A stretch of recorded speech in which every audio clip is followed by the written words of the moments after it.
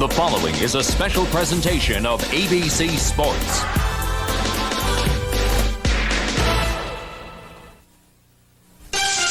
They are two of the NFL's most sparkling names. Impact players who can light up the night. But their teams are in trouble. The Vikings and the Eagles have each won only one game.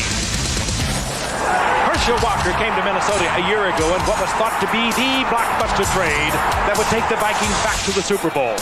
And if they are to salvage this desperate season, Herschel must make a move. My personal responsibility is whenever I get a chance to try to make something big happen. You know, it's tough. I'm touching the ball, I think, about 3 times a quarter, which is very tough to do a lot of things being a running back. But I think, out of the 3 times, I got to make something big happen. Randall Cunningham is the stylish and talented quarterback of the Philadelphia Eagles. His athletic ability is as good as any player in this game, yet his team is 1-3. Cunningham is a leader who can carry a team, and tonight, he's the man who can turn around Philadelphia's season. Well, Randall Cunningham has to go out and do his job. You know, my leadership qualities are not going out and talking, saying, let's get it going. It's basically me doing my job. As long as I can do my job, the other guys will say, well, Randall's doing his part. We got to do our part. The Minnesota Vikings beat the Philadelphia Eagles on ABC's Monday Night Football. Are you ready? I'm ready. Are you ready? I'm ready, too. Are you ready for some football? A Monday night party? Hey, this is Rockin' Randall, Hank. Ready to get the good time started. From the opening kickoff to the grand finale, it's a Super Bowl season on a ABC. Yes, everybody is a fan. This is the biggest party, man. All my riding friends across this land, we all got it started. Yeah. Everything is ready, everything is right. Monday Night Football is coming on tonight. ABC's Monday Night Football. The Minnesota Vikings versus the Philadelphia Eagles. Brought to you by the Saturn Corporation. A different kind of company. A different kind of car. By America's favorite light beer, Miller Lite, the sole sponsor of the NFL Player of the Year Award. And by McDonald's. You know the one. It's McDonald's for food, folks, and fun.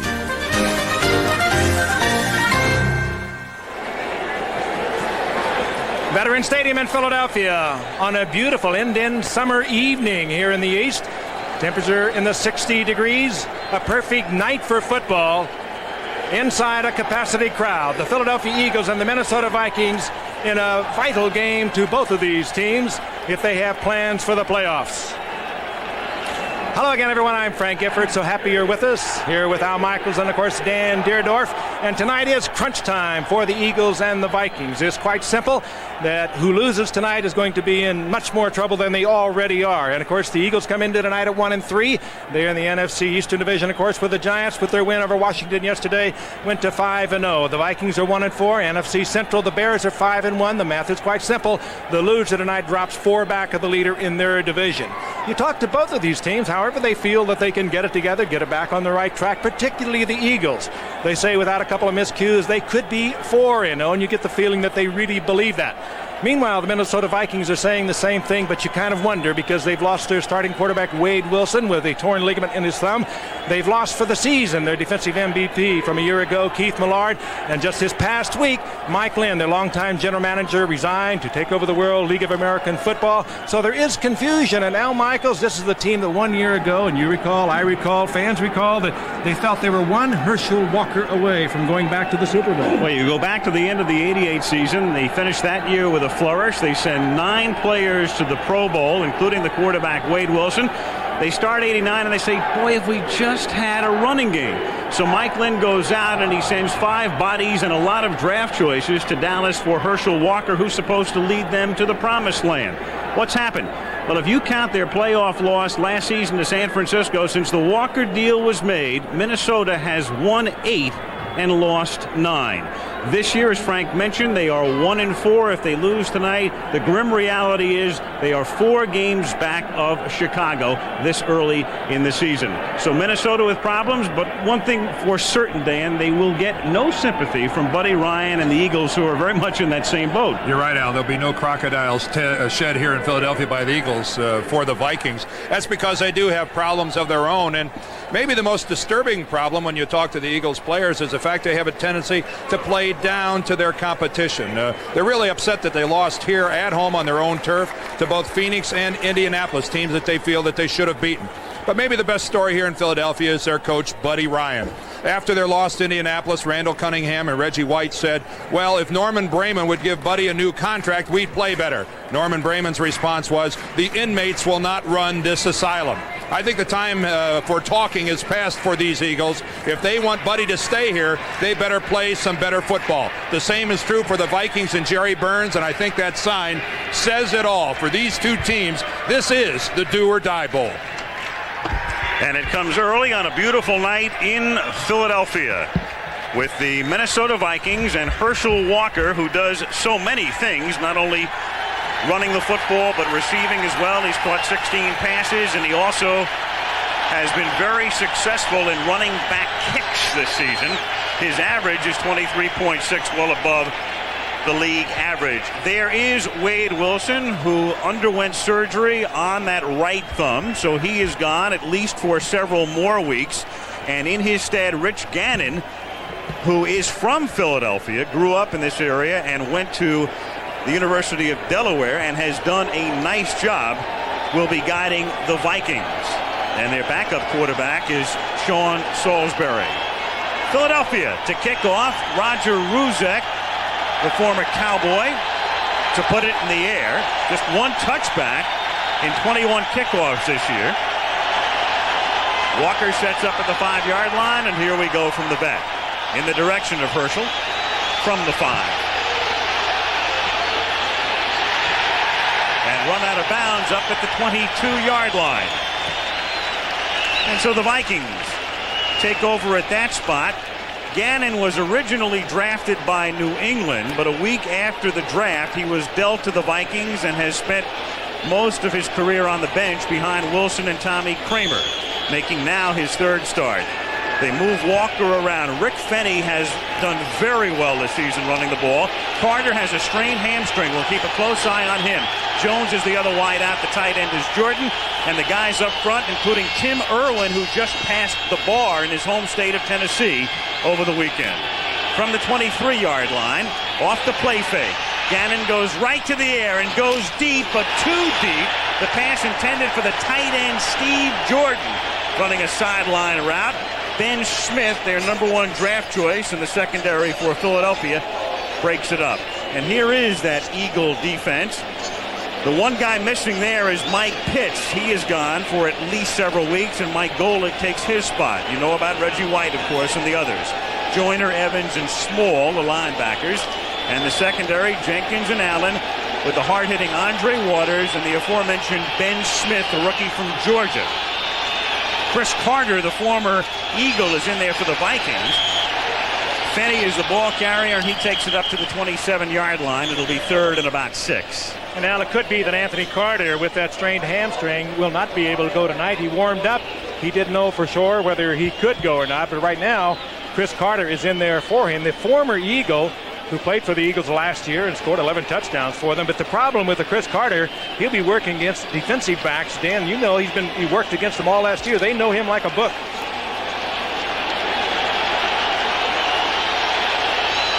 Third down and 6. Gannon from the shotgun.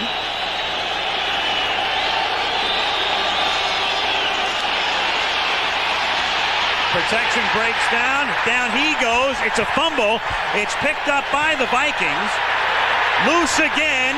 The official dives into the pile, and the Eagles have the football. Back-to-back mistakes by Tim Irwin, the right tackle. First of all, he's the guy that gets run back into the quarterback by Reggie White. And then Irwin somewhat atones for his mistake by picking up the football, but then wouldn't you know it, he goes ahead and fumbles it. And again, good coverage deep on Jordan. That was where Gannon was trying to go, and it just didn't work out that way.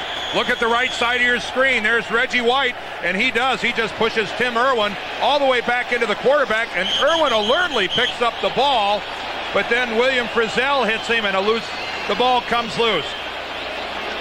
Looks like the officials have stopped things down on the field. There's Gene Barth, our referee.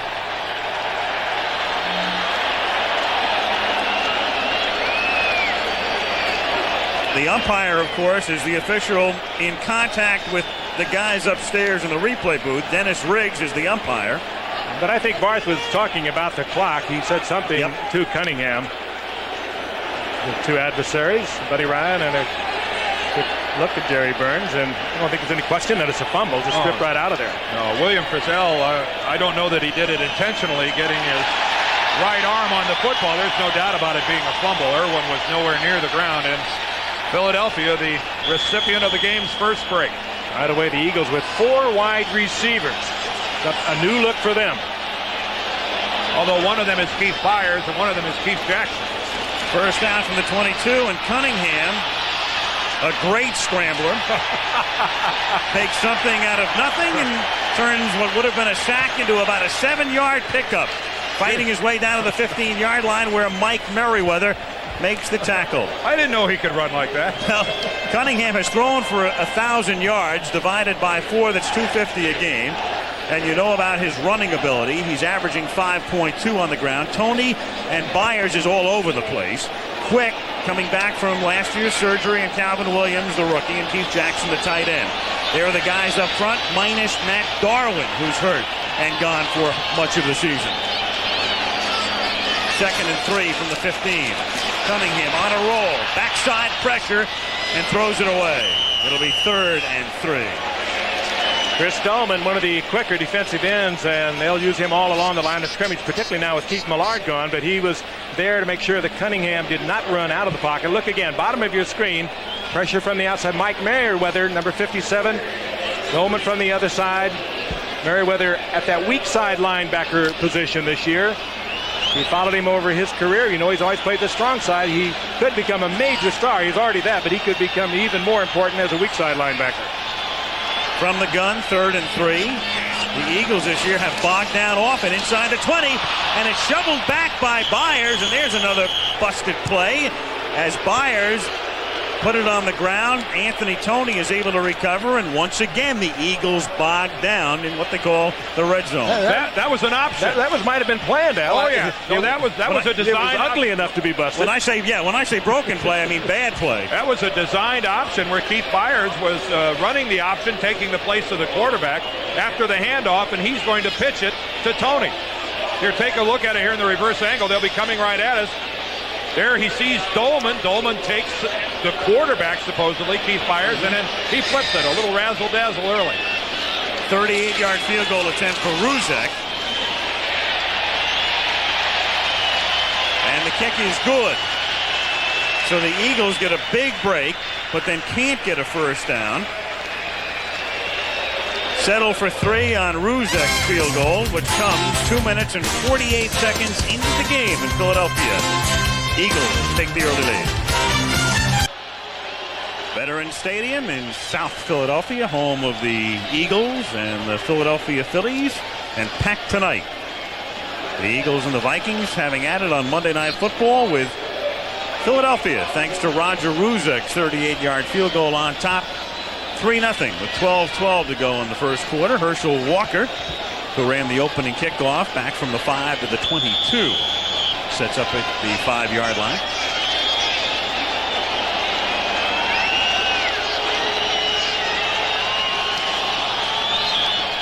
And Walker awaits this one at the 4. And he cannot escape the grasp of Al Harris, the longtime Chicago Bear and now Philadelphia Eagle linebacker, playing here on special teams in his 11th season. Nowhere to go for Herschel, and the Vikings will start deep in their own territory. For Gannon, it's a homecoming. We mentioned he was raised here, went to St. Joe's, and in fact played in this stadium when he was a member of his high school football team. Then went to Delaware, where he played for Tubby Raymond. First down from the 15-yard line as Gannon flips it out for Fenny, and he can't handle it off his fingertips. It will be 2nd and 10. You know, more about Gannon. He's not, of course, a familiar name in the National Football League, but he's played well in the last couple of games in relief of Wade Wilson. He's passing for just under 60%. He's thrown 4 touchdown passes, had 3 interceptions. He's a good scrambler. Has great speed. One thing about Minnesota right now, though, Anthony Carter on the sideline. It's Hassan Jones and Chris Carter at wide receiver.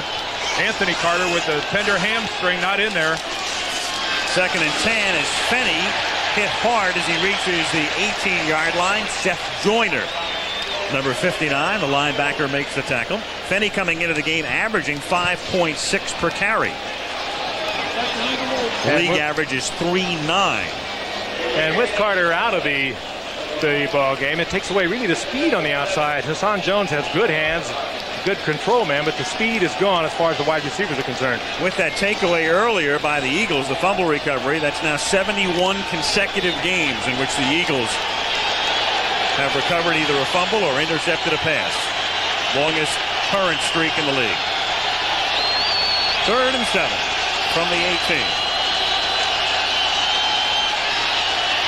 5-man rush, and the pass is dropped by the normally sure-handed Hassan Jones. And so it'll be 4th and 7, and Minnesota forced to kick. And Gannon begins the night 0 for 3.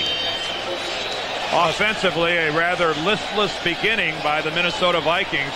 Rich Gannon delivers the ball just a little bit out in front of Hassan Jones, but you can see he just barely got a fingertip on it, but that might have been a pass that Jones should have considered, Frank, leaving his feet to try to make that catch. Harry Newsom gets the kick away. Marvin Hargrove, the rookie from Richmond, from the 33 back to the 42. That's where Cunningham and the Eagles take over with 10:56 to go in the opening quarter in Philly. 3-0 Eagles.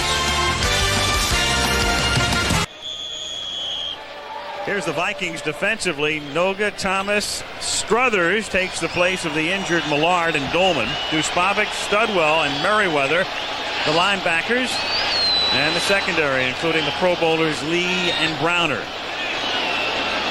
Eagles have it at the 42. And Cunningham from the shotgun hands to Tony. And Anthony Tony takes the ball out to the 48-yard line, a pickup of close to 6. Just a couple of things about the 4 wide receivers that the Eagles are using. And, of course, again, Jackson one of them and Byers the other, but they're both good downfield receivers, so you could call them 4 wide receivers, but the Vikings will play them in a man-for-man, and it should give Cunningham a big night tonight because with the defensive backs tied up man-for-man, he scrambles out of there, he's going to get big yardage. 2nd and 5 from the 47-yard line. Tony goes nowhere, wrapped up by a quartet of Vikings led by Scott Studwell, number 55. The thing about the Eagles, when you look at their running game, Tony has done relatively well. He had their first 100-yard rushing game in 3 seasons for Buddy Ryan at Los Angeles. Their second best rusher would be Randall Cunningham. The scrambler is averaging 5.2 every time he packs it in.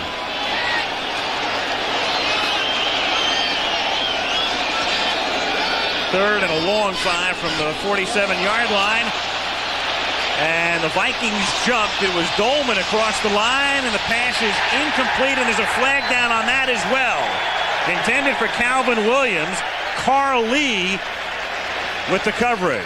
So a flag at the line of scrimmage and a flag at the end of the play. Dolman was clearly across the line. And that's one of those plays, guys, where you really want to give Randall Cunningham a lot of credit.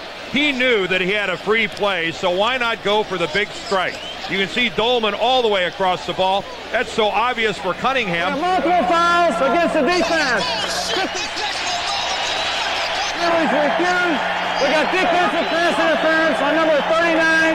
Penalty accepted. First down. I mean, you have to give Randall Cunningham, I think, a great deal of credit there for realizing that he had a free play. And, Frank, that's a tight call on Carl Lee. I'll tell you, that's Pro Bowl coverage by Carl Lee. And what they're saying, I suppose, is that he got an elbow in there and kind of hooked the arm of Calvin Williams. But that is a close call, and I'd consider that just fine coverage by Carl Lee. And he got the elbow in at the 25-yard line, so it's a 29-yard penalty. And here's Tony. And he barely gets down to the backfield before he's met by Studwell again, and Joey Browner coming up from the secondary. So right about Randall Cunningham, though. As soon as he saw the flag, he knew that he had that freebie. He was going to take everything he could get, so he bombs it out there. 2nd down and 9. Each coach in his 5th season. Ryan in the last year of a 5-year contract. Burns with a year to go, but a general manager who's also going. Mike Lynn, to whom we'll speak at the half.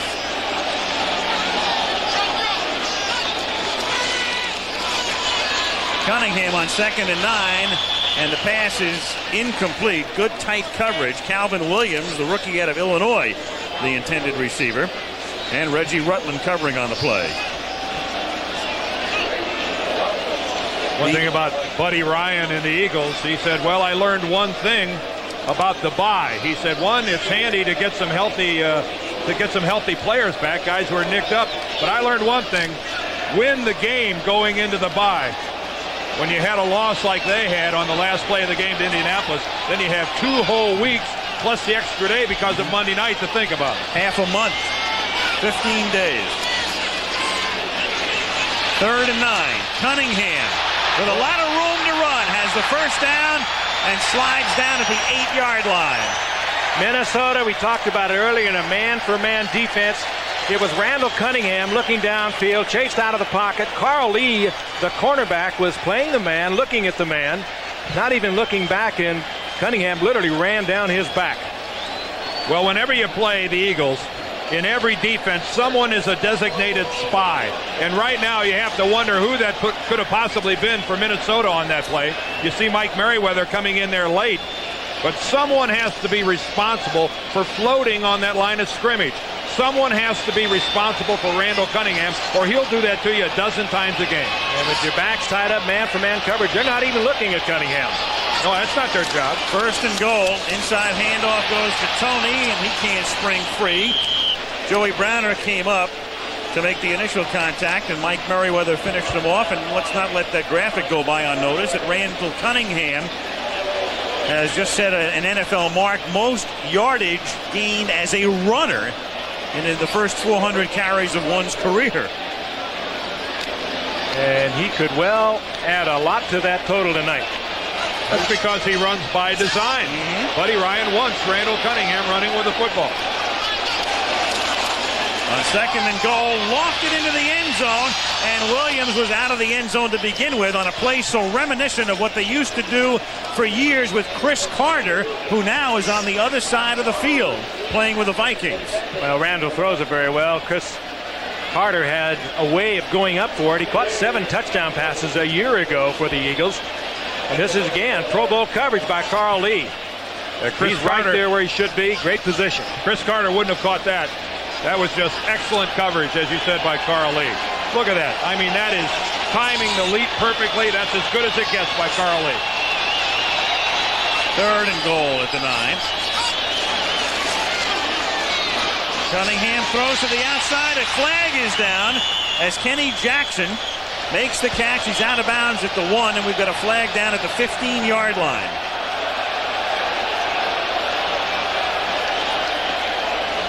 Against the Eagles. Whoa.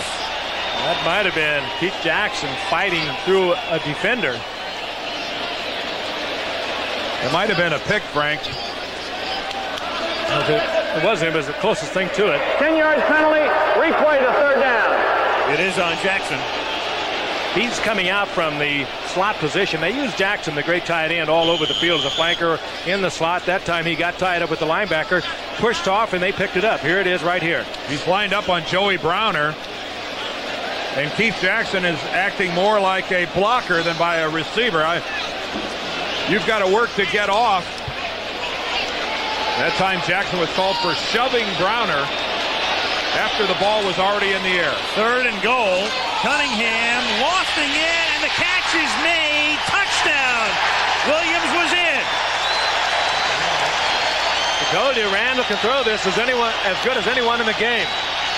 Vikings argue next stop here, folks, will be the replay booth. I guarantee you. I think the left foot came down out of bounds. If it wasn't out of bounds, it was awful close.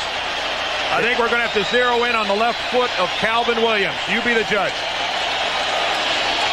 It's Carl Lee again. There's the right. The left is out of bounds. You have to come down with both feet in the NFL, even if it's in the end zone. And this will be overturned. They've already made contact with the umpire. And you don't have to study that one for a long time, I do not believe. Mark Burns is the replay official. Just an excellent catch by Calvin Williams. Well, you can see the right foot is down, but watch the left. It is well out of bounds. And again, relatively good coverage by Carl Lee. As a review by the replay official, the score counts. Touchdown. You got me on that one. He obviously did not have both feet in bounds. It what? Well, they're going to say he was forced out of bounds. He can only be forced out with contact, though. There wasn't even any contact that I saw. Oh. Ruzek for the extra point. A fumbled snap and a block kick. And a horrible call by the replay booth. Fiegels was the holder. Ruzek's extra point attempt was blocked, but the Eagles get a big break. 9-0. Philadelphia will take a commercial here, and we'll come back and obviously look at that again.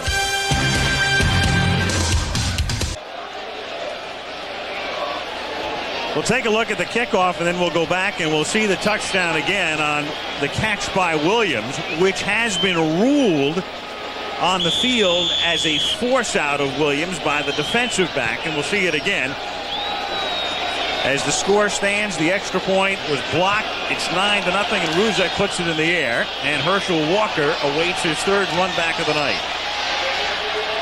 From the 5.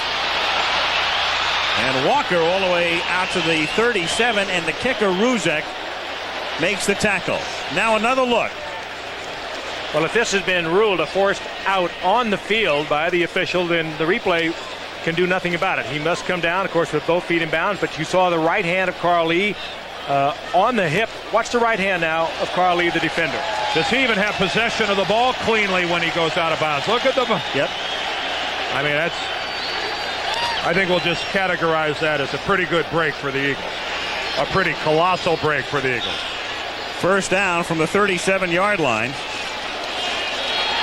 And there's the first completion from Gannon tonight to Steve Jordan. And there might be a face mask on that. And then, in fact, here comes the flag. So designating the offense, Eric Allen. Just a footnote, by the way, on that push out. In the rule book, it says a pass is completed if the player inbounds would have landed inbounds with both feet. 5-yard face mask penalty. We'll tack it on to the end of the run. 5 yards, first down. That's the call on Allen. Would have landed inbounds with both feet, but is carried or pushed out of bounds while in possession of the ball. So the other question is, without the push, does he come down with both feet in bounds to begin with? Well, that's what the official on the field is saying. He would have come down with both feet in bounds, and they can't overrule it from the replay booth. Well, all I know is this man's upset. Everyone in Minnesota is upset, and I think they have a right to be. And 65,000 hometown fans love it.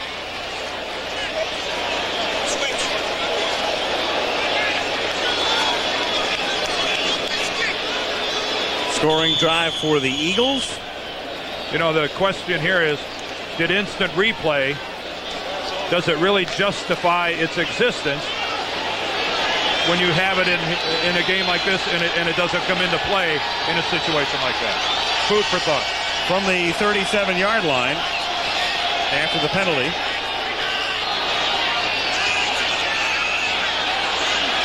And a timeout is called. Did they get it in time, though? That's the question. The Vikings called timeout. The clock was down to 0. A flag was thrown, and the question is, did they get the timeout called? I don't think so. Before the clock went to zip. Delay a game. They didn't. So no timeout.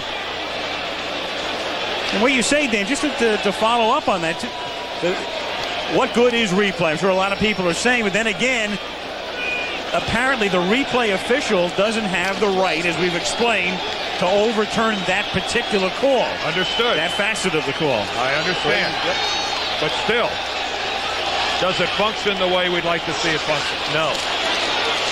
First and 15. Whoa, wide open. Carter. Cannon going deep. Touchdown. Oh, and how Chris good. Carter. How good must he feel? Oh. How good must this ex-Eagle Chris Carter feel? You notice he's not returning the ball.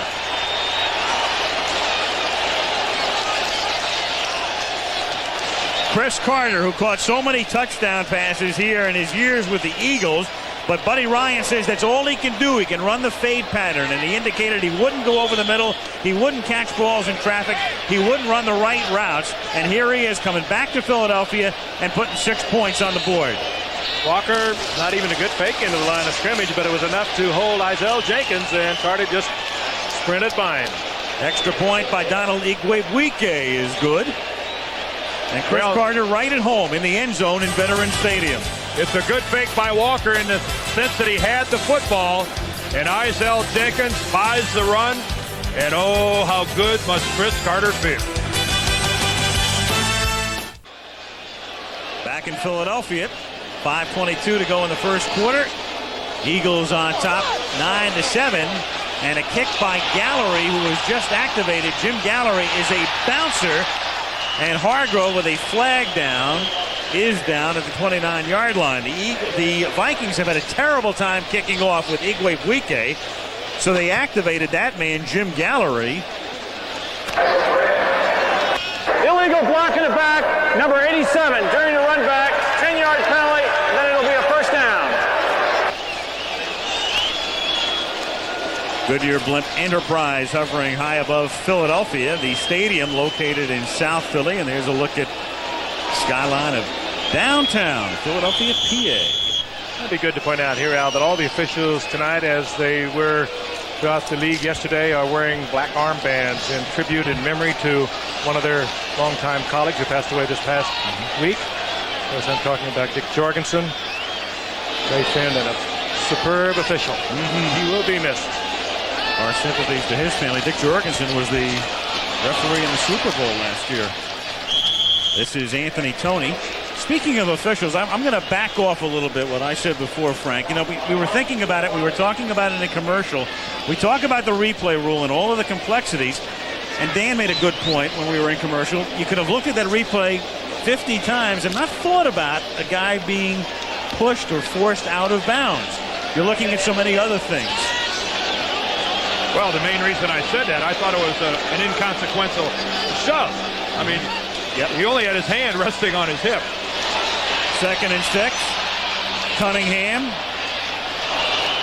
And that's out of bounds. Intended again for Calvin Williams. He's covered by Carl Lee. And it will be 3rd down and 6. There he is. So many times we have worked games with Dick Jorgensen. As I said before, one of the most respected and one of the fine gentlemen in this game. And there are a lot of them, and I can tell you that. We sit up here sometimes and second guess what they do, and they're right there in the fishbowl. And this was a man. He stood up to it, and one of the best. Liked and respected by the players on the field as well. I can attest to that. 3rd and 6 from the 22. Cunningham under some pressure, and that is volleyball, but incomplete. It winds up in the hands of Fred Barnett after the tip from Kenny Jackson. But incomplete and 4th down. And I would imagine Lou Carpenter, the receivers coach, Richie Kotite, the offensive coordinator, is going to be saying to Barnett and Jackson, what are you two guys doing there? Right together. 83 is Jackson. Here's Barnett. And believe me, there was nothing drawn up that way. No, I don't think so. Leo Lewis back to receive for Minnesota. Jeff Feagles, and the graphic told you about Lewis's propensity for fair catches. And he delivers with one of his specialties here at the 36-yard line.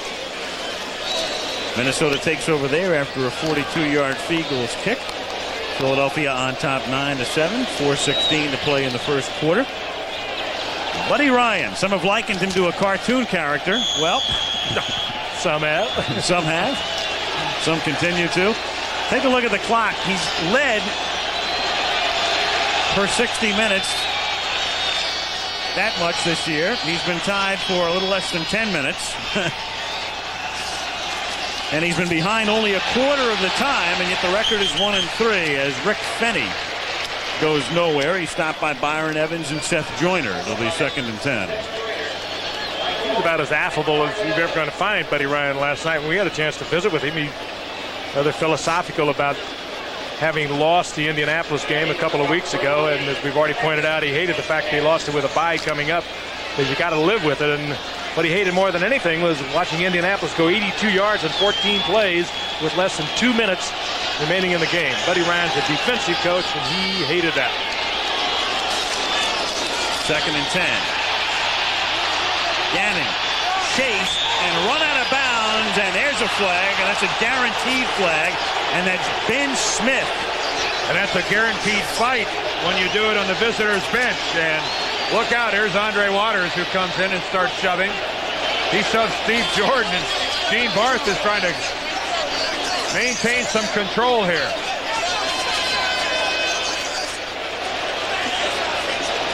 A little overzealousness by Ben Smith, and he knows it. I mean, that really is a rookie mistake. Well, a 5-yard face mask penalty on the defense. 5 yards from the end of the run, and we'll replay the down. Well, you can see that Ben Smith had the face mask, and he avoids the personal foul. But why the face mask? He's got Gannon out of bounds very easily. Well, and right in front of the Minnesota Vikings bench. That's a good way to get your clock punched out. And he might have been lucky that the official already threw his flag for the face mask, because he was flirting with a personal foul for riding him out of bounds and then making the hit. Here, by the way, is the #1 draft pick out of Georgia that Buddy Ryan will tell you is going to be a great football player. He has all the credentials, the speed, the size, and a very aggressive football player. And, of course, Buddy Ryan loves that with his talent. Boy, this guy's got 2 interceptions already. But they're working on his work habits, because they did yank him a couple of weeks ago and felt that he should spend a little more time looking at game films. On 2nd and 5, a little swing to Fenny. He's upended at the 42-yard line by Izell Jenkins. Again, Carter staying on the sidelines. That has to hurt the offense for the Minnesota Vikings as you look at the blimp on a beautiful night here in the East. But the guy who will get an extra workout is their tight end, their all-pro tight end, Steve Jordan. They'll be using him a lot tonight. Of course, that's a live shot. That's the buildings downtown with a salute to, of course, our troops in the Middle East. 3rd and 4 from the 42. 2.5 to go in the quarter. Gannon sacked at the 38-yard line. They came flying through, and Jesse Small will get the credit. Boy, that's the thin line that the Eagles live by with their man-for-man, blitzing defense, stunting defense. That time, Steve Jordan was wide open. He had gotten by Seth Joyner, the linebacker, but it didn't matter because Gannon didn't have time to get settled and deliver the ball. Joyner was there, and Small will be the man, though, who gets credit for the sack as Hargrove is back to receive the kick. Harry Newsom, who's had a dozen punts blocked in his career, puts a line drive fielded by Hargrove at the 22. And nothing but white shirts are there. And he gets it back to the 25, and he is tackled by Alan Rice, and we've got another penalty at the end of the play. Face mask again. Gene Barth checking with his back judge. How many face masks have we seen so far in this game? 93, illegal block in the back during the back. 10-yard penalty, and it'll be a first down. Well, there was a face mask. They must have missed it altogether. Look at Hargrove. There's the face mask right there. But it's an illegal block in the back. A penalty nonetheless, and we've seen one on the majority of the plays in the kicking game tonight. Eagles backed up to their own 16. 1:53 to go. Opening quarter. 9-7 Philadelphia.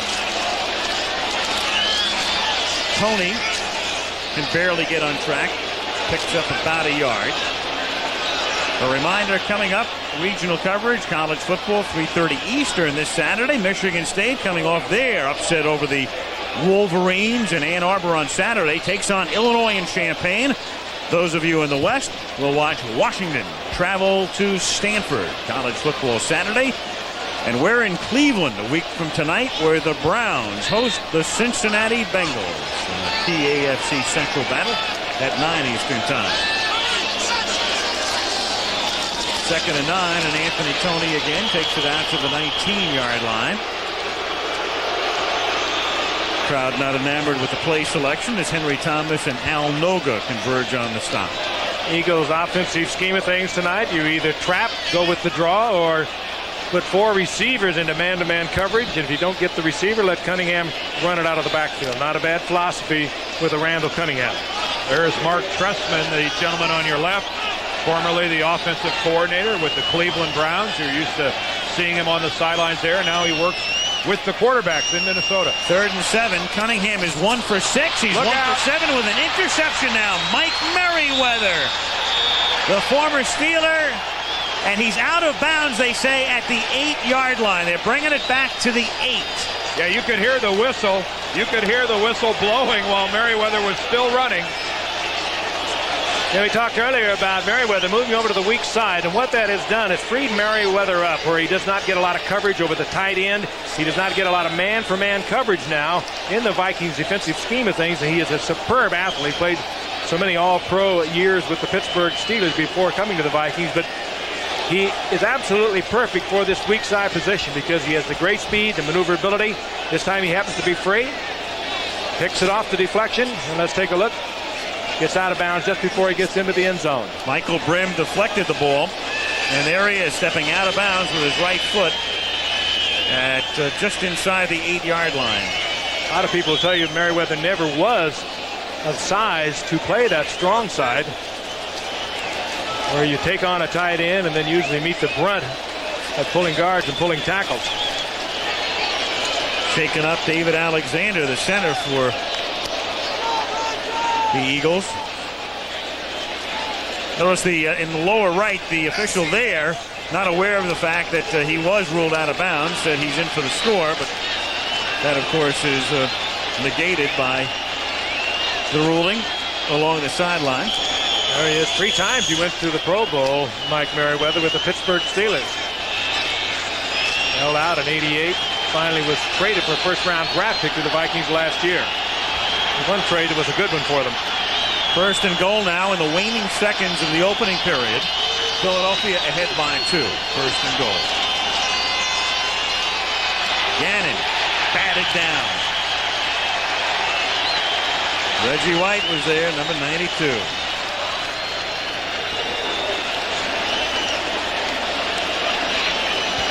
Coach Gannon looking over, finding something that'll go against this man, Reggie White, who is always in your face. Look, 2 men assigned to him. Still, he's able to get enough of a surge, get a big hand up in the air, and get the deflection. Rather than waxing poetic about that man, all you have to say is he's the best defensive lineman in the National Football League, bar none. 2nd and goal. Herschel Walker's first carry of the night is a fumble.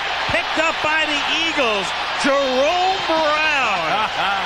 I would have loved tackle. To the 19-yard line. Wouldn't you love to see Jerome break into the clear? Well, we've got an injured Eagle back at about the 7-yard line. Someone is still down on the field. It's strange, too, as it's Jesse Small who had the sack before. Herschel Walker rarely fumbles. First down. Yeah, you can see a holding call against the Vikings is refused, and the play will stand. And Jerry Burns sees the bobsledder make a mistake. Last week, it was Herschel Walker who dropped the pass he could have caught late in the game that might have preserved a victory for the Vikings, and he's got to be just sick inside. A super competitor who has really struggled in Minnesota. He has not fit into their offense, or they have not made their offense fit him, one or the other. ball He has is not okay. been the force they thought he would be. Well, there is Walker, as we say. It's not common for him to fumble once every 57 times he handles the ball, which is a very good average. Now, Jerome Brown got up to the 18-yard line with the football. But you can see there the fumbles by Herschel Walker, and that's not bad. But they're ruling that Jerome Brown was down, touched by a Viking player back at the 9-yard line. Credit that strip to Clyde Simmons of the Eagles. Final play of the quarter. Anthony Toney looks the room to the outside and gets turned in and tackled by Browner and Lee at the 14. And from that spot will the second quarter commence. End of one. Philadelphia leads 9-7. Back we come with Monday Night Football after this commercial message and a word from our ABC station. In Philadelphia, Al Michaels, Frank Gifford, Dan Dierdorf start the second quarter. Philly on top 9-7. And it is 2nd and 5 from the 14-yard line. Eagles with the ball and Cunningham to throw. Caught at the 28-yard line and then taken away from Keith Jackson, but he's down. The play is over and forget the rest of it. Hit by Joey Browner, but it's a completion and a first down out to the 28. Two of the best tight ends in the game performing here tonight. Keith Jackson, we've already talked about. Steve Jordan, both Pro Bowlers for the NFC. You can see the story there as you look at the first quarter numbers. It's the turnover department. Minnesota has lost it twice. Philadelphia has turned it over once on the Keith Byers option pitch back to Toney, and that's been the story. Philadelphia 9-7 lead. From the 28-yard line, Toney, nothing doing there. He is wrapped up by Chris Goldman, number 56. ABC's Monday Night Football is being brought to you by Mercedes-Benz, engineered like no other car in the world. And by Miller Genuine Draft, cold filtered for real draft taste. So get out of the old and get into the cold. 2nd and 10. There's Jim McMahon, familiar face. Backup quarterback for the Eagles. Richie Kotite, the offensive coordinator, who calls the plays. McMahon will signal them in. 2nd and 10. Great protection for Cunningham, who goes deep down the sideline and incomplete. Intended for a familiar figure, Mike Quick, the former Pro Bowler, covered well by Reggie Rutland. Quick had surgery on both knees last year and has made a sporadic sort of return. Well, he's been out for a couple of weeks because he got hit in the quadricep muscle, the thigh muscle, and that has slowed him. He did not play a couple weeks ago, and again, a good example of excellent coverage by a Minnesota cornerback, that time Reggie Rutland. We've seen Carl Lee working on the other side. That is brilliant coverage that time by Rutland. I think the Quick of 5 years ago would have been coming back for that one. 3rd and 10. Cunningham completes this one underneath. That catch is made by Byers, who caught 12 in the Eagles' last game against Indianapolis. But on 3rd and 10, it's not a particularly good route to run as it picks up only 5 and forces the Eagles to punt again. Eagles to boot it. John Telchik, their regular punter, underwent surgery, and he is still on IR. So Fiegels has the job.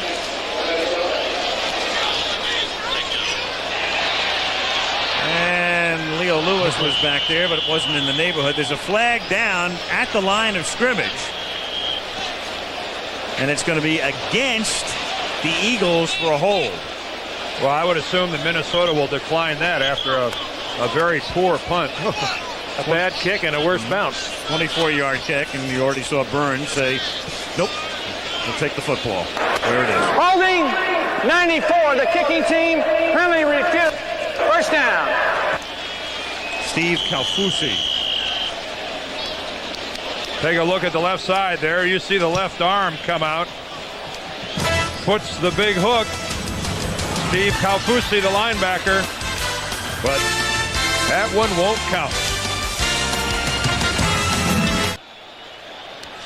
Mike Lynn, who surprised everybody last week, the longtime Viking GM, is leaving to become the president of the new World League of American Football. So he is here tonight, and we will talk with him at the half. As he looks on, his team has the ball. They trail by 2. from the 43-yard line on first down. Gannon under pressure tries to get it over to Walker, and it's incomplete. Mike Golick put the pressure on. Well, Walker, you'll recall, last week was up in Lake Placid on their day off, hopes to eventually participate in the Olympics in bobsledding, and talks about doing this during the football season. God has given me the athletic ability to be an athlete.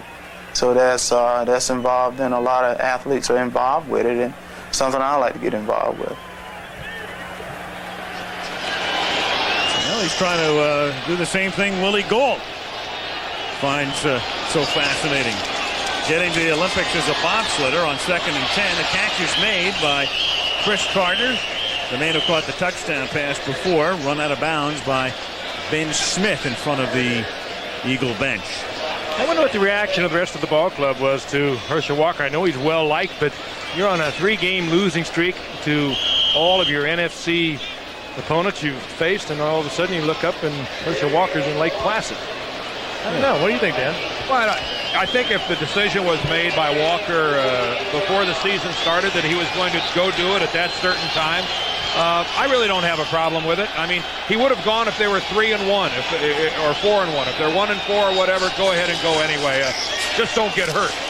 We're in a different age now. I mean, you got guys like Bo Jackson and that are playing 2 different sports, Neon Dion. I mean, it's becoming very commonplace.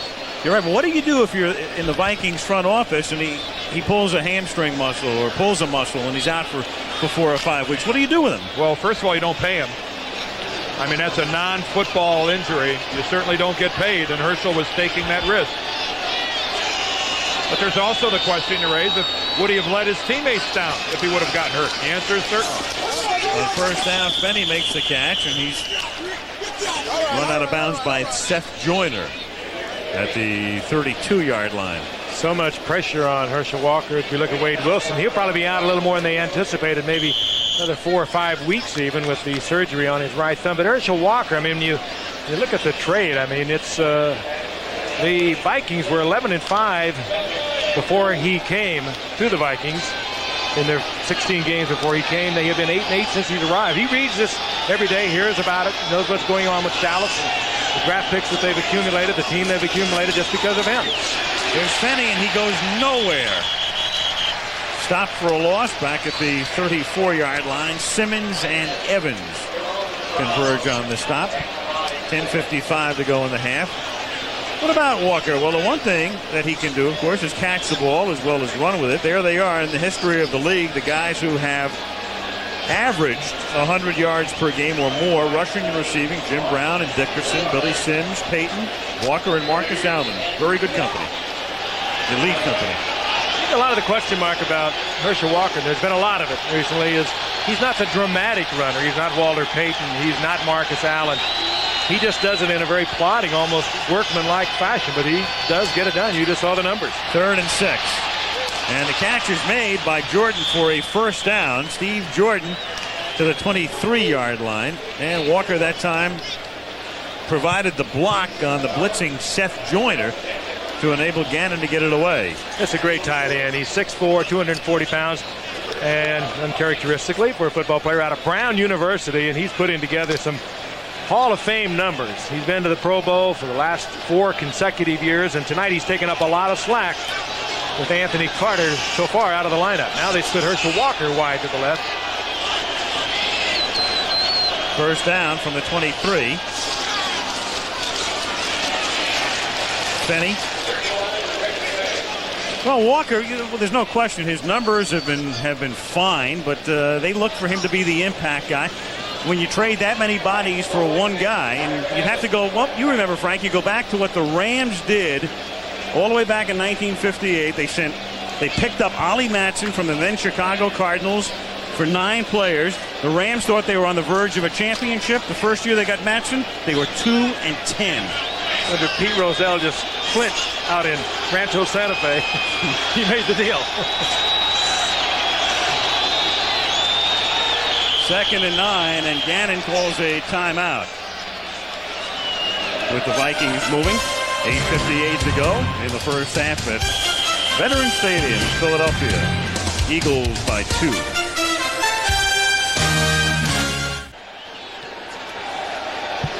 Vikings moving. They're down 9-7 after taking this time out at the 21 of Philadelphia. Second down and 8. And the Vikings one-sided tonight. Almost all of their yardage through the air. Only 7 yards on the ground. More through the air. Jordan breaks a tackle, takes it down to the 9-yard line. Jerome Brown gets credit for the tackle down at the 9. Pretty good tackler that he was able to get away from. Andre Waters, the strong safety. But again, Jordan is very special. He plays tight end, but he moves all around. He'll flank out wide as a wide receiver. He'll get into the gap. That's Andre Waters trying to take him on high. He knew he would have little or no chance low. And Jerome Brown peels back and makes the saving tackle.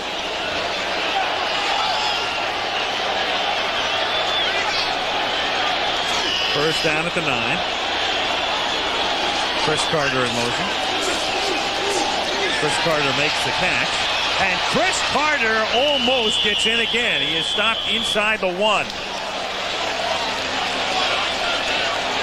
Chris Carter again, he told you the story. Philadelphia Eagle, Buddy Ryan wished him well, released him, picked up on waivers by Minnesota. You asked Buddy Ryan about it. He'll tell you, he likes that young kid, wishes him well, but not against the Eagles. He said, I didn't feel he was the kind of player that could help us go to the Super Bowl, so they promptly went out and drafted 4 wide receivers with blazing speed, and 3 of them are still on the roster. But Carter is having himself a night, and he obviously is very emotional about it. Boy, did he want to get in again. 2nd and inches. And Walker, no signal. Not in. 3rd down.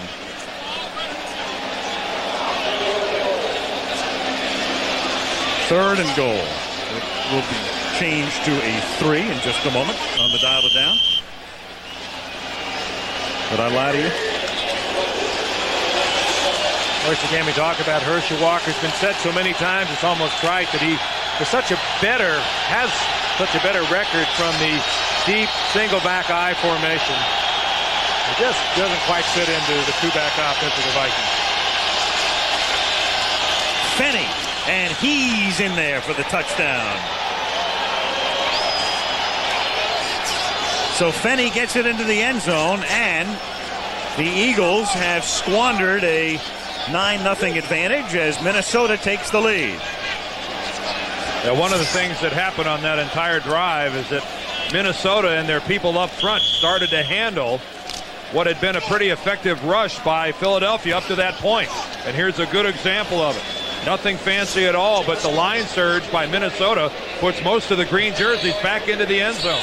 Igwebuike puts it through. That, by the way, is only the 2nd rushing touchdown for the Vikings all season. 12 in the air and only 2 on the ground. They lead by 5.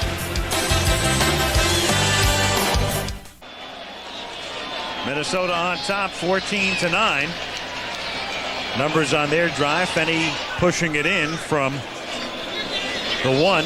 And again, Minnesota against Philadelphia. We looked at this game when the schedule came out, and we said, hey, chance for maybe 2 unbeaten teams or 2 teams 4-1.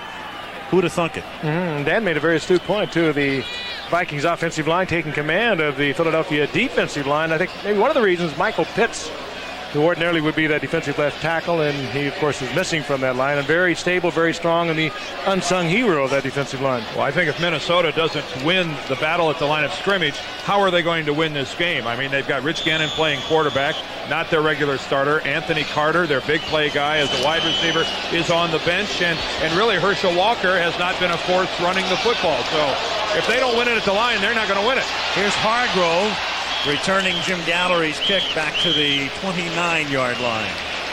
And the Eagles will begin their drive from that spot. 7 minutes and 3 seconds remaining. First half. I think this is a situation where we see the Eagles slamming up into the line a couple times. The crowd here at the Vet is going to go wild. I mean, they, I think, were anticipating the Eagles opening things up dramatically offensively tonight. Let the Randall show shift into the second act, and they've only seen a glimpse now and then. Cunningham on first down, scrambles, looks for yardage, and Runs it out to the 32. He is stopped there by Ken Clark. One-time Eagle in his 13th year now out of Syracuse, and it's Clark who's playing in place of Struthers, who had replaced the injured Millard. 2nd and 7. Of course, Kenny Clark, a guy who's certainly no stranger to this stadium, a great nose guard for the Eagles, took over for Charlie Johnson, another Eagle nose guard that went to Minnesota. 2nd and 7, a little toss back to Tony. There's a flag. Studwell corrals him at the 37-yard line. Gene Barth with the call for us momentarily. A little movement over in the right side of the Vikings defensive line, but they could have also been drawn off. And I think that's what Gene's telling us. Illegal motion, 73 offense, 5-yard penalty, still 2nd down. Well, that's Ron Heller, the left tackle. Here's Heller right here, number 73. He's going up against Chris Dolman, and you can see Heller rocking back in an attempt to get out there and pull to his left and lead the play. That's the kind of penalty that if Dolman wouldn't have gone with him, the official might not have seen. On 2nd and 12, Cunningham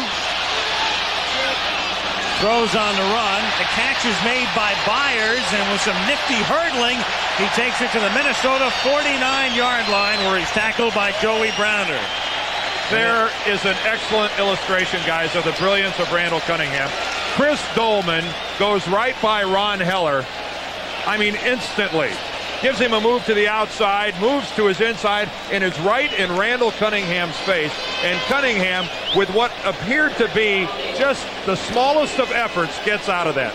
And then the brilliance by Keith Byers, who can do it all, too. Look at that catch, one-handed, and then just hurdled one tackler. The man who does it all for the Eagles, he probably is the best blocking back they've got. Good receiver, good running back, does it all. 1st down. Byers can't make the catch here. He's covered on the play. There's a flag down as well. Flag down is the coverage that time. As we look at the play again. Yeah, here we go back 2 plays to take a look at this again. Look at that one-handed catch by Keith Byers. You know, here's a guy that when he was drafted, I think people envisioned him as maybe that 12 or 13 or 1,400 yard a year running back. I don't think anyone had the idea that he was as gifted a receiver as he is. I mean, this is a large man, a solid 240 pounds. And I don't think anyone, and he didn't exactly play at one of the great passing institutions in the free world at Ohio State. Who would have known he was that good a receiver? Buddy Ryan is quick to tell you, I knew. Penalty against the Eagles, pushing him back to the 41. Yeah, the one thing about Byers, he's finally being appreciated now for his versatility. Instead of knocked for not gaining 1,000 yards. And here's another flag as Kenny Jackson. We have seen some flags. Here we are with about 5 minutes left in this first half, and the field has been sprinkled with yellow tonight. Against the Eagles again.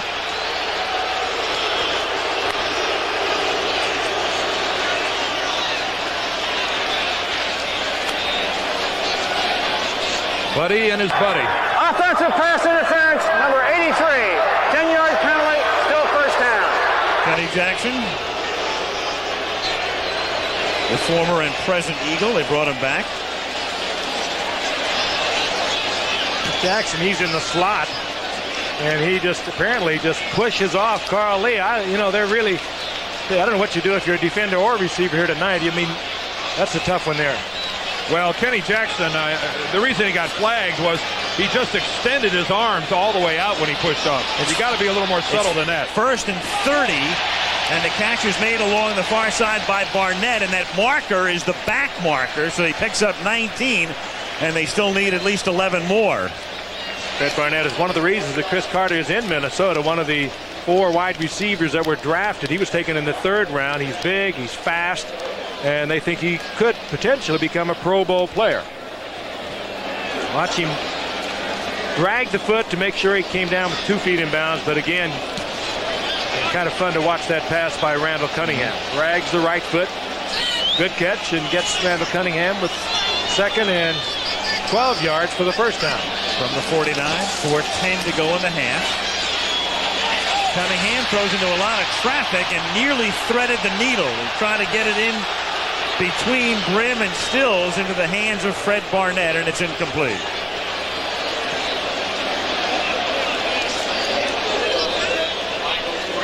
Randall Cunningham again rifles it in. He has a great deal of confidence. If there is a criticism, and there are not many against Randall Cunningham, as he tries to force the ball in, he just believes in himself so much. Don't you want that, and particularly the way Buddy plays Randall Cunningham. He likes him to run the football. He said, I coached defense long enough to know what he can do to a defense. He can do what he wants to do out there as far as running the football. 3rd and 12 from the 49-yard line. Cunningham going deep down the sideline, and it's knocked away at the 12-yard line. Again, it's Reggie Rutland blanketing Calvin Williams. Some really fine coverage by the Minnesota Vikings cornerbacks. Carl Lee, Reggie Rutland. Carl Lee flagged earlier on what I thought was great coverage. Let's take a look at it again. Reggie Rutland, top of your screen. Calvin Williams, another one of those rookie draft picks, a wide receiver, all blazing fast. This time Randall just underthrows it a little bit, but Rutland was there even if you'd hit him in stride. Jeff Feagles to kick it away. That's a good one. Not bad. All right. William Frizzell, what a play. I mean, that's what sends special team coaches smiling into the locker room, to be able to field a punt like that over the shoulder inside the 10-yard line. A big-time special teams play by William Frizzell. That is tough to do. Down at the 4. 3:45 to go in the half.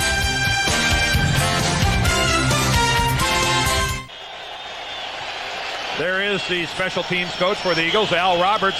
Talked to him before the game, and he referenced back to our Monday night game with Cleveland and Denver. He said, hey, it's not that easy to block for the punter. We're talking about how many blocked punts there have been in the league. I said, you special teams coaches just all stick together.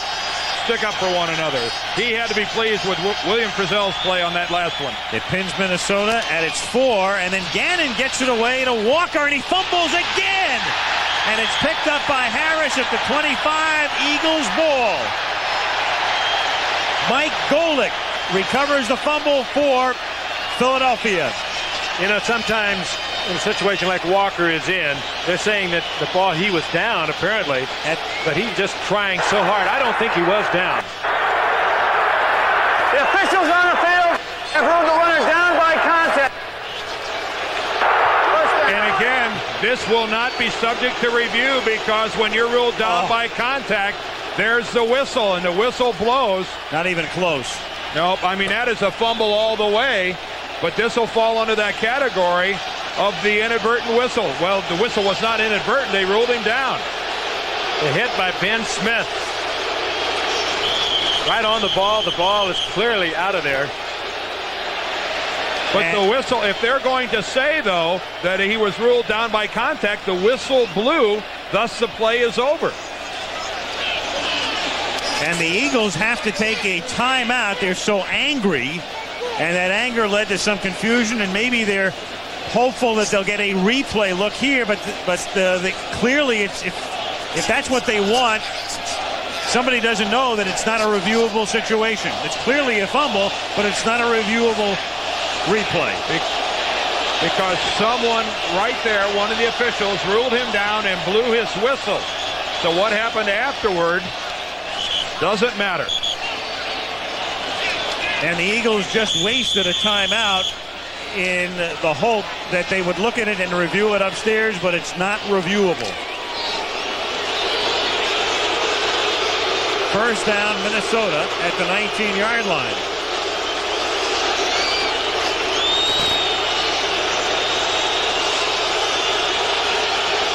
.336 to go in the half.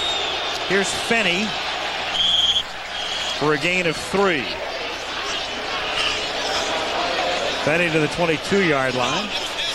Eagles took the early lead tonight. They are up 9-0, and the Vikings have come from behind and now lead 14-9.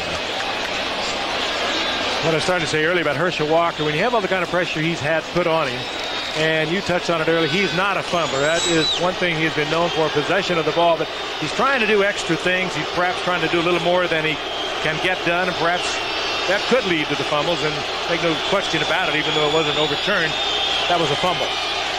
From the 22 on 2nd and 7, going deep for Chris Carter, and the former Eagle is out in front, and Chris Carter is having every dream come true. And when Buddy Ryan cut Chris Carter, he said the reason I'm doing it is he's only effective inside the 20-yard line. He doesn't have enough open field speed to make this ball club. Well, if he doesn't have enough open field speed, the Eagles got some real slow defensive backs, because Chris Carter just ran away from all of them. Isaiah Jenkins on the coverage out there, and first of all, he slipped on a little quick move that Carter put him to the outside, and then I think that's not bad speed. Either that or Buddy better get him a speedier quarterback. Oh, this has to hurt, because Buddy has said it so many times, been quizzed so often, and Gannon takes a terrific shot from the blitzing safety man, Andre Waters. Buddy said it so many times, he just doesn't have the speed.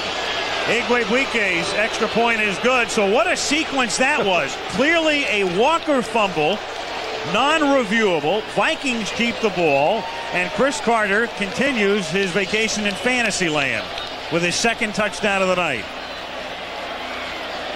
Carter just has got to be so thrilled. Let's watch again. This is a safety blitz. So familiar with the Eagles defense, and they shoot linebackers. This time they brought Andre Waters. Now he's looking downfield. He'll see what happens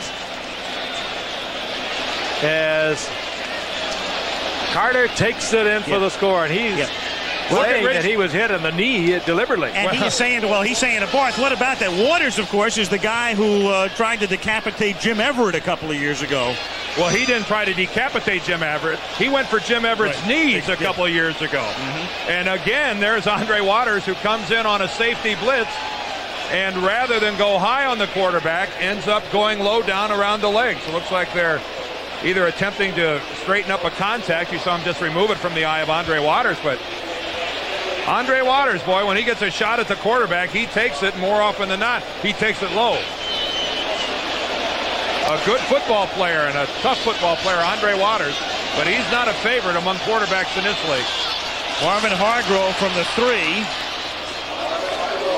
out to the 25-yard line. So the Vikings with 21 unanswered points in the city of brotherly love. And beautiful sight, the beautiful skyline, the twinkling lights, but a lot of booing going on right now at the Vet. Well, they're booing the fact that Chris Carter was so open in their secondary, but again, we have to keep in mind that that touchdown pass to Carter came right after a legitimate fumble by Herschel Walker that was not awarded to the Eagles. So a colossal swing there. It ends up being points for the Vikings when it would have been a turnover deep in their own territory that probably would have resulted in Philadelphia points. Off the fake to Tony. Cunningham is tripped up a little short of the first down. To the 34-yard line he goes. Mark Deuce Bobick gets credit for the tackle. It will be 2nd and 1. Little hurry-up offense on the part of the Eagles, with Cunningham trying to get a playoff before the 2-minute warning, which he probably will not do unless he hurries. Clock down to 2:06. He gets it off on 2nd and short, and then gets dumped at the 24-yard line as Deuce Bobick, who made the last tackle after the gain by Cunningham and Ken Clark, come through, and Deuce Bobick gets the sack. That's kind of the risk you take when you are hurrying your offensive lineman into position. You have to call the play from the line of scrimmage. You take a little bit of a risk that you're not going to get the pass protection you needed, and Cunningham gets the sack. 2-minute warning.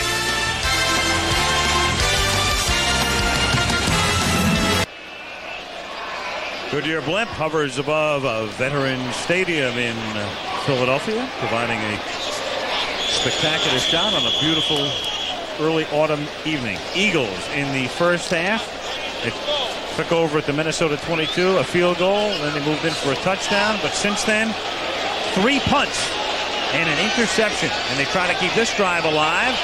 And contact is made as the Vikings come across the line. And once contact is made, you have the whistle. I think they're going to get Reggie Singletary for a twitch.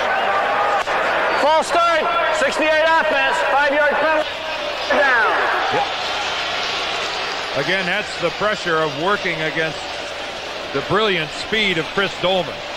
I mean, that is enough to make you rock back on your haunches and get a head start. Let's take a look at 68, their upper left. You see that? Back on his heel a little bit, and that's enough to get Dolman across the line of scrimmage.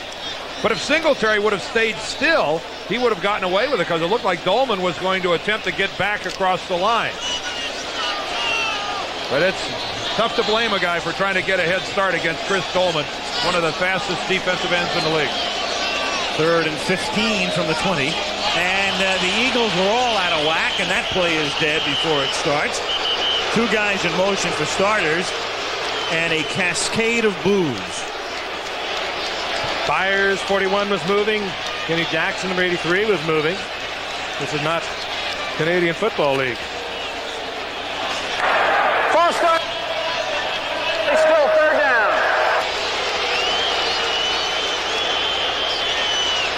Everybody's got to be absolutely in shock over the performance thus far of the Eagles here tonight. He felt and expressed it to us last night that they were sharp, they were ready to go. He wasn't terribly concerned about it. Harkened back to the 1-3 start in '88 when they went on to win the division. But I've always been a slow starter. But the Eagles have played nothing but sloppy football here in the first half. 10 penalties, you saw that. I mean, that's a mental error a moment ago. 3rd and 20. Inside handoff to Byers, and here comes another cascade of boos. And I don't mean liquor sales. I don't think that's what the crowd expected on 3rd and extremely long when you're trailing. Minnesota uses a timeout because they're going to get the ball back in good field position. Watch Chris Dolman again. He gets the attention. Great speed from behind. Boy, that 56 number somehow is equated with speed, isn't it? Yeah, same number of Lawrence Taylor wears. And how many times have you seen Taylor chase a play down from behind you? You really almost have to account for someone on the backside who has the speed of a Taylor and a Dolman. Of course, Dolman was a linebacker. He was drafted number 1 as a linebacker, but made that conversion to defensive end because of that tremendous upfield move. Pat Swilling is another guy with that number. You're right. He's in that company. Dolman led the league last year in sacks, too, with 21. Jeff Fiegels to kick. Vikings are going to get the ball back, and they have 2 timeouts remaining. Leo Lewis, who was briefly with the Browns earlier this year, he says contact was made, and the official says you're right. Yeah, Frizzell didn't give him a chance to catch the ball. William Frizzell, I think, who... These are just sloppy mistakes. I mean, these are mental errors. You know better than that. I don't know who they're going to call here. We got a couple. Sammy Lilly came in, and Frizzell was standing very close.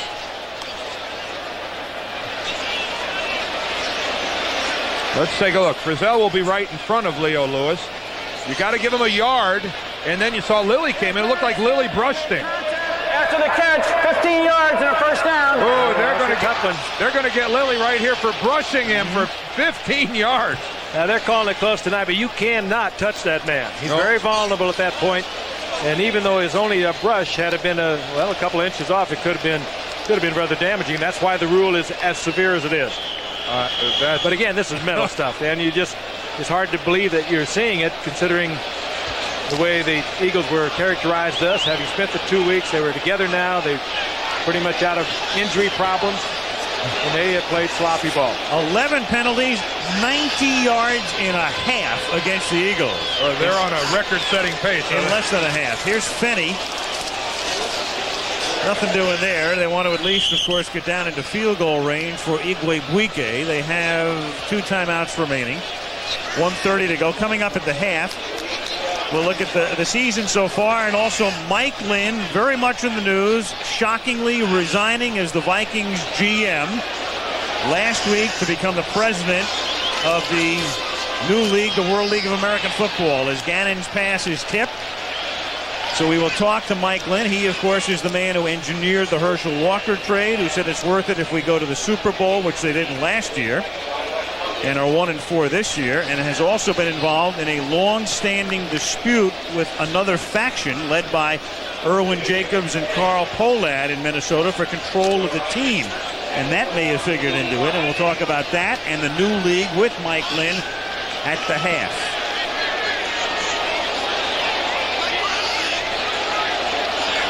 Third and 10 from the 45-yard line.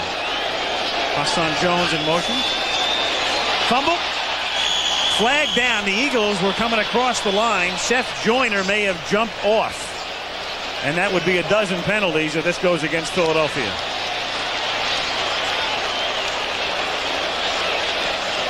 Well, I thought initially that Joyner timed that thing pretty well. 59 defense, offside, 5-yard penalty, repeat, third down. I didn't see him across the line. Let's take a look at it. There comes Joyner. Oh, and he's not across the ball at the snap. I thought that was perfectly timed by Seth Joyner, and he so confused Gannon that he dropped the ball. I thought that was an excellent play by Seth Joyner. Boy, the officials have been calling them tight tonight. Third and 5 from the 40, and here come the Eagles again. And were they forced off? It's already been 12 penalties for 95 yards pending. Ball strike, 69 offense, 5-yard penalty, still third down. This time Minnesota gives it back. Yeah, that's Todd Kalis, the right guard. Here he is right here. Well, let's see if he rocks back. Yep. I mean, he all the way. I'm surprised it didn't bring more Eagles across the line than it showed. What a sloppy half of football by both of these teams. Seen some good, but we've seen an awful lot of bad.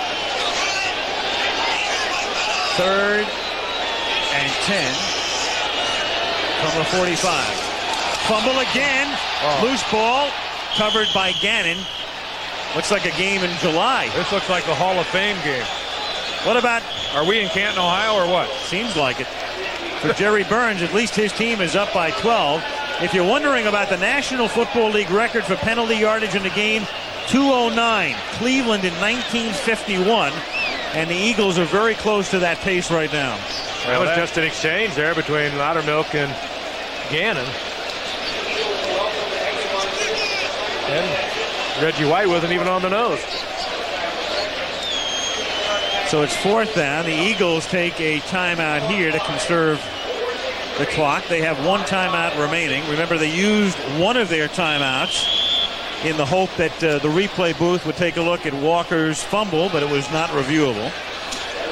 Hargrove is back at his 10. And Newsom to kick.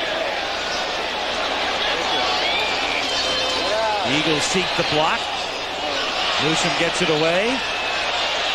Fair catch is called for, but then Hargrove lets it go, and it goes into the end zone. So the clock is down to 55, and one timeout remaining for the Eagles as they take it at the 20. Half winding down. We can tell you that on Saturday, here's our regional attraction for you as the college football season rolls along. Michigan State, conquerors of Michigan last Saturday, take their act into Champaign to meet the Illini in a key Big Ten battle. And out west, the Huskies of Washington against Stanford. And then next Monday night in Cleveland, Kozar and Esiason locking up Bengals Browns. Over the middle and incomplete at the 25-yard line, intended for Byers, and he's hit by Stills. Who timed that contact out perfectly to jar the ball loose from Byers. You know, the only thing that offsets the sloppiness of this first half is how imperative this game is to both teams. Whoever loses this game is going to drop 4 behind their division leader. If the Vikings lose it, that'll be behind the Bears, and if the Eagles lose it, behind the Giants, and you can pretty much write off a playoff possibility. Second and 10 as the catch is made up at the 29, and a first down as Fred Barnett takes it out to the 35-yard line. First down. And this guy's a rookie, but he had the sense to get out of bounds. You could see after he broke a tackle, he started working his way towards the sidelines and made sure he got out of bounds. 3 rookie receivers, Williams, Barnett, and Hargrove on this Eagle team. They are the receiving future for this club. And another guy, Bellamy, who's on injured reserve, who Ryan likes best of all. First down from the 38-yard line.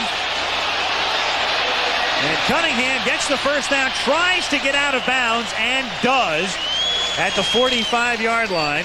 Darrell Fullington makes the tackle. The clock is down to 34 seconds.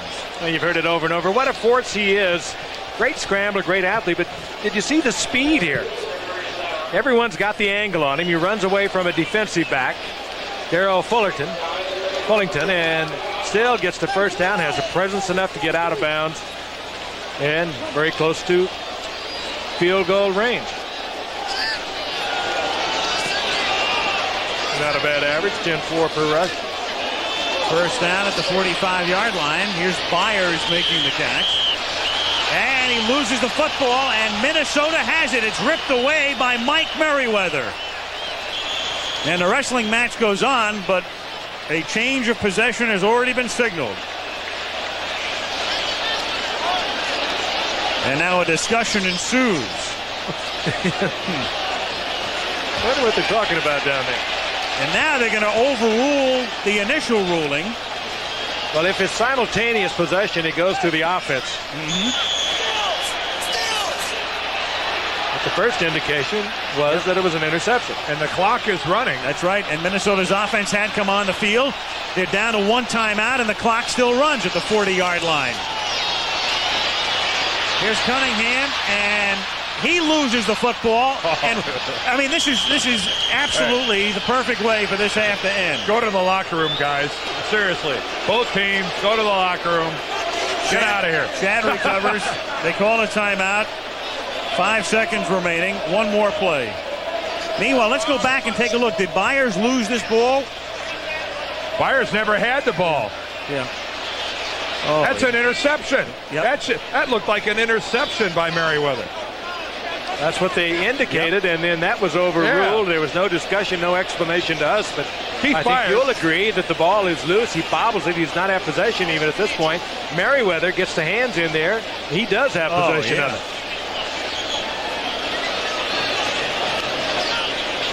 Another bizarre play.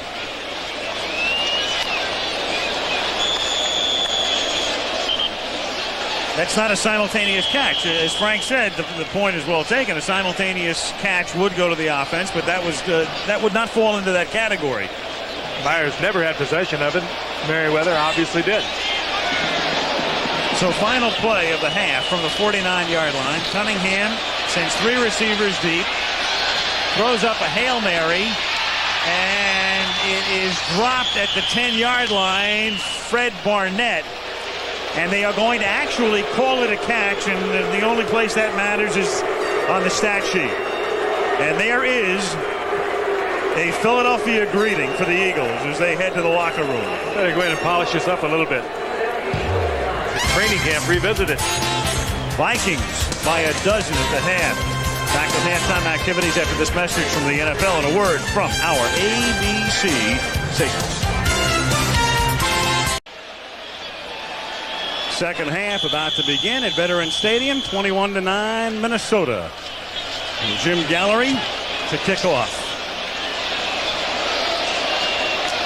Taken at the 4-yard line, Marvin Hargrove breaks the tackle at the 20.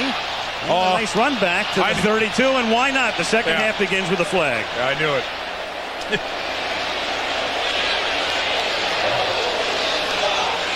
And it begins with another flag against Philadelphia. Who else? Holding number 54 during the run back. We'll take it from the 20 back to the 10-yard line. First down. And that's the way the third quarter begins as ABC's Monday Night Football is brought to you by Buick. And your Buick dealers. Buick, the new symbol for quality in America. And by Budweiser, the king of beers. Remember, know when to say when. Back to the 10-yard line. The Eagles are pushed to start the third quarter.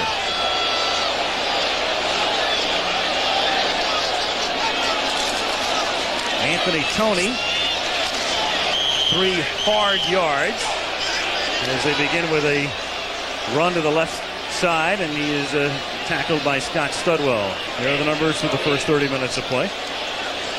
Thing to keep in mind with Philadelphia, you see 189 yards of total offense, but I mean the penalties have just been the biggest thing with the Eagles. I mean, they have self-destructed on virtually every possession. They scored the first 2 times they had the ball, and then kaput since then. 2nd and 7 from the 13-yard line. Incomplete. At this moment, guys, they are on a pace to break the league record for most penalties in the game and penalty yardage. Most penalties in the game, 22. They have 13. As we start the second half, and the downed Viking is Henry Thomas. Henry came into the game with a bad shoulder. There was really a question as whether or not he was going to be able to go tonight because of a shoulder. Now you can see they're working on the lower leg down around the ankle. And an official's timeout as they work on Thomas. 48 seconds into the second half.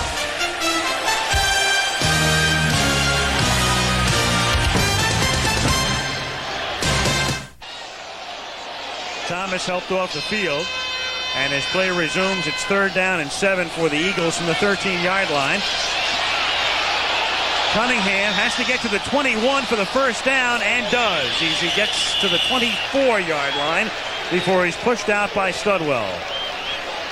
You can see what appears to be a look of frustration on the face of Randall Cunningham there. He touches base with Richie Kotite, his offensive coordinator, but it has been a very awkward offense for Philadelphia tonight. They have not been able to do much of anything on the ground.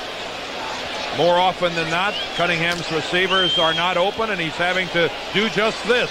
But he's doing it well, a 10.5-yard average.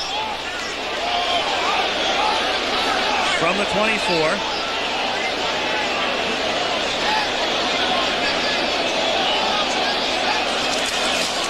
Here's Keith Byers, one of his rare carries. Picks up 2. Stopped by Chris Goldman. This is the first time all year the Eagles have been behind at the half.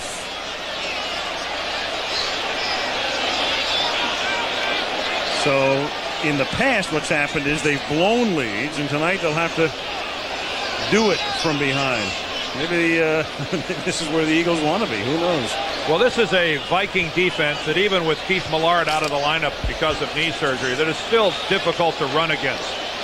And the Eagles, who don't have a potent running game to begin with, are just finding it virtually useless to run the football. 2nd and 9 off the fake. Cunningham lost it to Byers to the 43-yard line, and an Eagle first down. Again, Byers, it was not a pretty thing to look at, but Byers made it happen. He was in the pass pattern, saw that Cunningham was in trouble, gave Cunningham an angle, and Byers, who literally does it all. I talked to him last night about his week, and it is horrendous. I mean, he works with the running backs on Wednesday, wide receivers on Thursday, goes into the nickel practice when he can. He goes to the wide receiver meetings, then he goes to the running back meetings. He studies an hour and a half at home, and it's that kind of a week. And it all, of course, pays off in the football field because he is quite an offensive machine for these Eagles. On 1st and 10, Tony stopped at the line of scrimmage. 12 minutes remaining in the third quarter. 21-9, Minnesota. Jerry Burns in his 5th year at the age of 63. You think of the 4 major sports, the team sports, baseball, football, basketball, hockey. He's the oldest manager or coach. And Tommy Lasorda would be second. Henry Thomas back in the game, of course, for the Vikings, but there is another Viking down.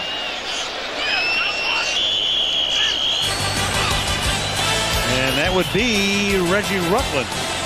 Time out on the field.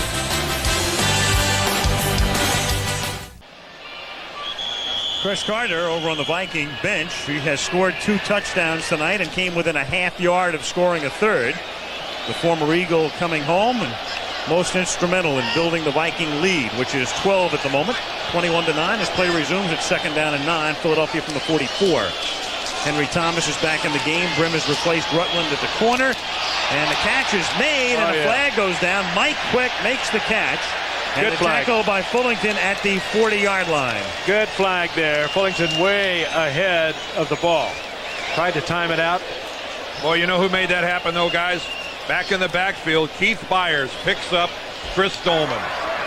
Defensive pass interference, number 29, penalty refused, first down.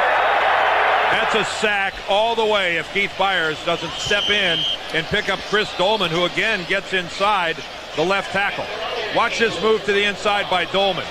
Look how quickly he beats Heller, but right there is Byers. And Byers just doesn't get a hit on him. Byers pretty well stops him. And that's what allows Randall Cunningham to have the time to step forward and deliver the football. Frank, you touched on it, an all-purpose evening by Keith Byers. First down. Cunningham deep for Byers, but not even close. Byers pleading for a flag. Henry Thomas put the pressure on Cunningham that time, and Byers wants to know, where in the world is your flag, Mr. Field Judge? Well, I'm not sure. Merrifield is the field judge. I'm not sure the field judge even thought that was a catchable ball. That thing was thrown so short. I mean, watch where the ball drops in relationship to Byers. Cunningham had to release it long before he wanted to. Good pressure by Henry Thomas. That ball was a good 4 or 5 yards short. Second and 10. And this is Tony, who nearly had the ball come loose as he got started. Gets to the 33-yard line, and that's going to set up a 3rd and 4 as Joey Browner comes up to make the stop. Again, pretty basic offense on the part of the Eagles against the defense of the Minnesota Vikings, a slashing type of defense, a man-to-man defense. They basically have been going with the draw play, some kind of trap blocking on all their running plays, and then relying on Randall Cunningham on the man-for-man coverage to scramble out. Boyd's having himself a time. He can't get somebody's attention out there. Well, they have trouble substituting. They barely got their people off the field. 3rd and 4, safety blitz. They pick up Browner, and Cunningham with room to roam exploits it and takes it to the 20-yard line. The first man misses, and you got man-for-man coverage. The defensive backs running with receivers and an open field for Randall Cunningham, who is rapidly building up major numbers for the night. And again, this is Joey Browner, who's still down on the field.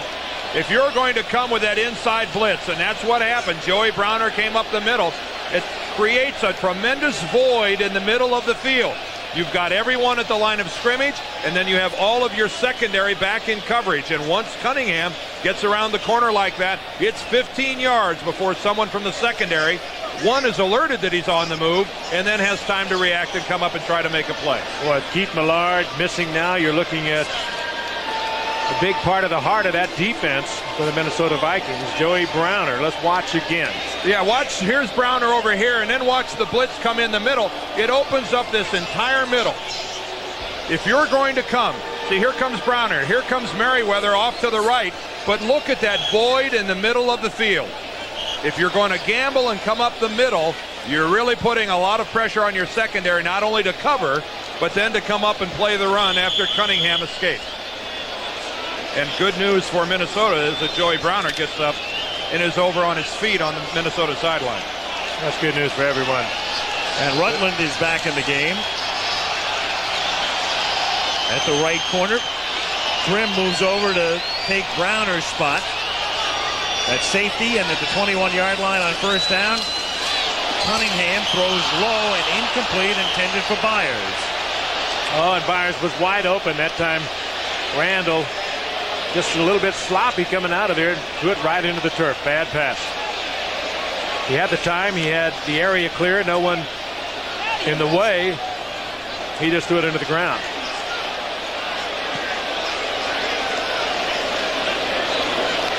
Second and 10, the Liberty Bell, the replica of it, silhouetted against the playing surface at Veterans Stadium in Philadelphia. Second and 10. Cunningham waiting for somebody to get open and throws underneath to the 14-yard line, and Mike Quick makes the catch there. He is about 3 yards shy of a first down. Berry and Merriweather make the tackle.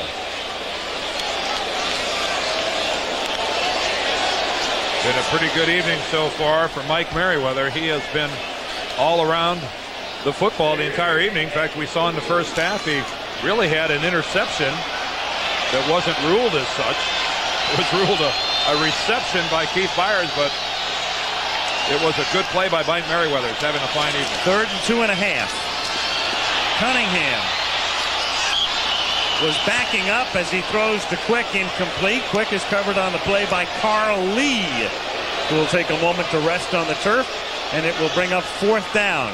So again, the Eagles, as has been one of their problems this season, they have bogged down again inside the 20. Well, they did it on the opening possession of the game. Remember, Minnesota turned the ball over, and then the Eagles had to settle for a field goal there. Lee is saying something is wrong with his legs. He may have got cramps. Yeah. It sure looks like that. They will bend the toes back and try to get the muscles too relaxed. Everyone thought he was just bemoaning the fact that he didn't make the play, didn't get the interception.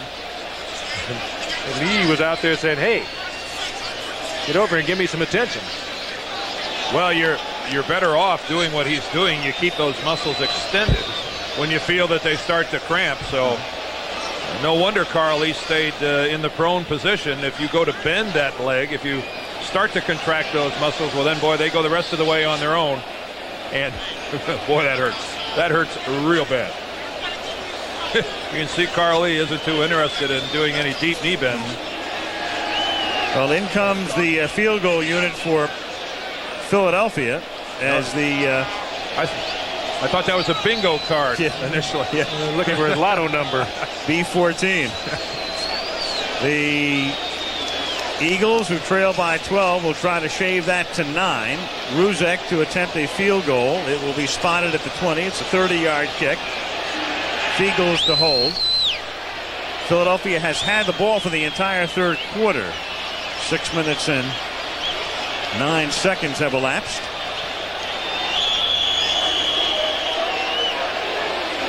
Ruzek 1 for 1 tonight, made a 38-yarder. And then had an extra point blocked, but that was really a problem by Fiegels as he had difficulty handling the snap.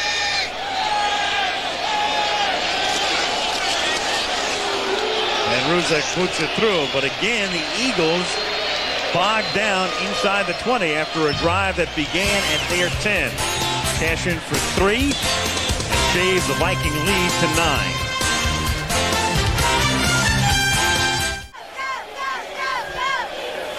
Veterans Stadium in Philadelphia.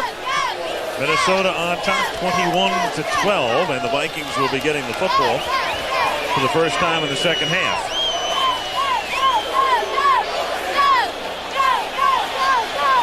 Doesn't get easier for the Eagles. They, in this short week, will head to Washington on Sunday. Vikings are off. It's the bye for 4 of the teams in the NFC Central this weekend, and their next outing is in 2 weeks against the Packers in Milwaukee. And as Halloween approaches, the crowds will get weirder. We'll be in for a couple of wild weeks as far as what we'll see in some of our crowds. And of course, we will now that you brought it up. Next week we'll get to see the dog pound all dressed up. Huh?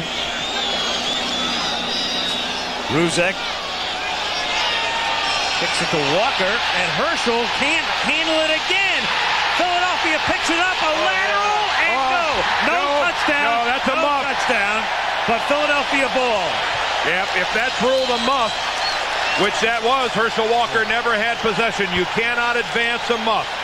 He never did control it, so even though he was moving while he was bobbling it, it was ruled a muff, and poor Herschel, he's having the kind of night that will give you nightmares. What a play by Reggie Rutland, though, in recovering the ball and then pitching it. And you'll see he never did have control. If he drops it there, goes for it here. I say Reggie Rutland, it's Wes Hopkins. Watch Hopkins pick it up. I got excited in my 48s, and the way he pitches it back to Lilly. What a... Boy, that's a big-time play. But again, if Herschel Walker would have had possession and then fumbled the ball, it can be advanced. A fumble can be advanced, but never having had possession, that's called a muff, and it's dead right there, right where Wes Hopkins recovers. Eagles have it at the 15-yard line, trailing by 9. Cunningham wants it toward the end zone, and Mike Quick can't make the catch. As Reggie Rutland was there, and in fact, Quick played the role of defensive back there to keep Rutland from intercepting it. There it is, Walker, and we mentioned it early on. And what does it mean? And sometimes it's difficult to compute these numbers, but coming into the game tonight, he had fumbled the ball once every 57 times he's handled it. Among the active players who've handled the ball 1,000 or more times, only 4 have fumbled with less frequency. So in other words, this is very uncommon. On second down, Anthony Toney. And in reality, Al, he actually has 3 fumbles tonight, but one of them was ruled down. Even though it was a fumble, it didn't count against Herschel Walker. The Vikings retained possession. And Frank, I've never carried the ball in this league. I would assume that after you've had problems this many times during the game, the confidence factor has to start creeping in. I mean, Herschel has to be questioning himself right now. What am I doing wrong? Well, you're thinking about it all the time. He's putting a lot of pressure on himself. But like I said earlier, he's been reading about the parade. He's been reading how he has not lived up to hopes, and he won't, and all the problems that go with it. And it just causes that kind of pressure that you just make the mistakes that you ordinarily wouldn't. 3rd and 8. Pressure on. Cunningham banged down at the 12-yard line. 7 yards shy of the first down. And again, they're going to have to settle for a field goal. The tackle here is made by Berry. The booing starts again. And the Eagles will at least try to get it to within 6. Pressure from Dolman once again. And Cunningham trying to get the ball to Jackson, the tight end. Dolman forces him out of the pocket. He wants to run the football, but he knows he needs more yardage than he can get. Finally is forced to, and he comes up short of the first. But again, look at Dolman catch him from behind. An all-star effort there by Chris Dolman.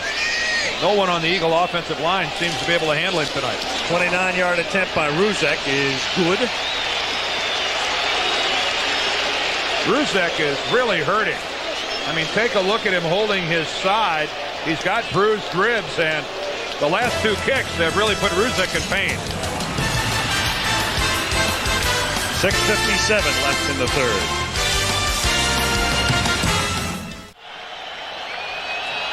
Well, Herschel Walker is back to receive again. The Vikings have yet to run a play from scrimmage in the second half.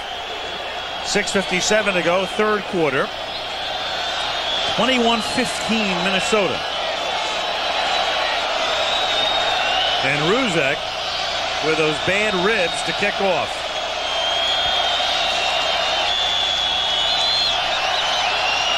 Takes a deep breath. Gingerly approaches the ball. Oh, and look at him double up after he kicked it. He's really hurting. Walker at the 12. Out of bounds out at about the 32-yard line.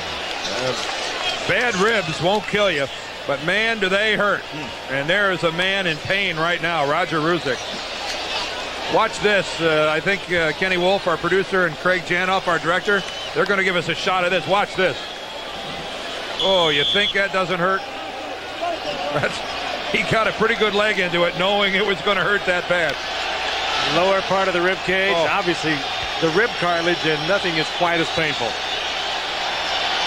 Here's the Vikings' first play from scrimmage, coming with 6:48 to go in the 3rd quarter. Their first play of the half is a play fake, and then a deep Gannon pass, incomplete, intended for Chris Gardner, and that time good coverage by Izell Jenkins. Gardner tonight with 2 touchdowns and another reception that took him inside the 1. Tomorrow night, it's the ABC Comedy All-Stars. At 9 Eastern and 8 Central, the whole family lines up to laugh with Roseanne, and then Craig T. Nelson stars as Coach. Tomorrow night, right here on ABC.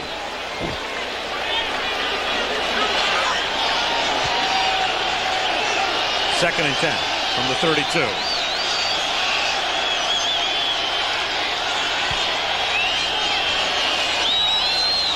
Here's Walker.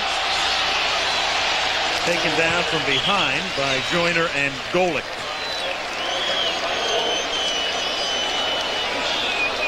It will be 3rd and 7 at the 35-yard line. We were with us earlier. We talked about the deep threat for the Vikings.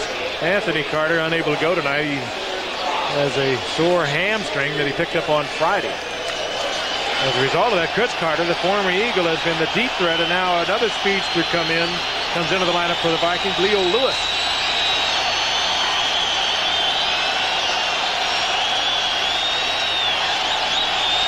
Gannon sends Jones in motion. Walker stays in the block. Flag is down. Gannon throws into a passel of green shirts and has it intercepted by Wes Hopkins. But there are 2 flags down, one at the 30 and the other at the 50. Well, the one at the 30, I believe, is a holding call. That'd be a holding call against Minnesota. Looked like Tim Irwin, the right tackle, really had a hold of Reggie White. But that's only one of the flags. One is up around midfield. Against the offense. Holding 76. And offensive pass interference. Against the offense. The interception counts. First down. Well, you heard it explained by referee Gene Barth. Both fouls against the Vikings. Well, the Eagles are getting another turnover, and this is the way they usually win. See if we can pick up the holding call at the line of scrimmage. Well, there's 92, Reggie White, going against Tim Irwin, and I think you're going to see he gets the corner on Irwin, and then Irwin is going to use the only recourse. He gets that right hand out there in front, and that brings the flag from the referee, and then there was offensive interference downfield. But nonetheless, it was a good play by Wes Hopkins on a short ball.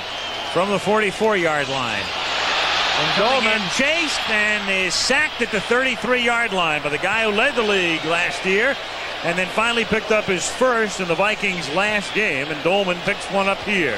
And no one tonight has even come close to blocking Chris Dolman. I mean, this guy has been everywhere.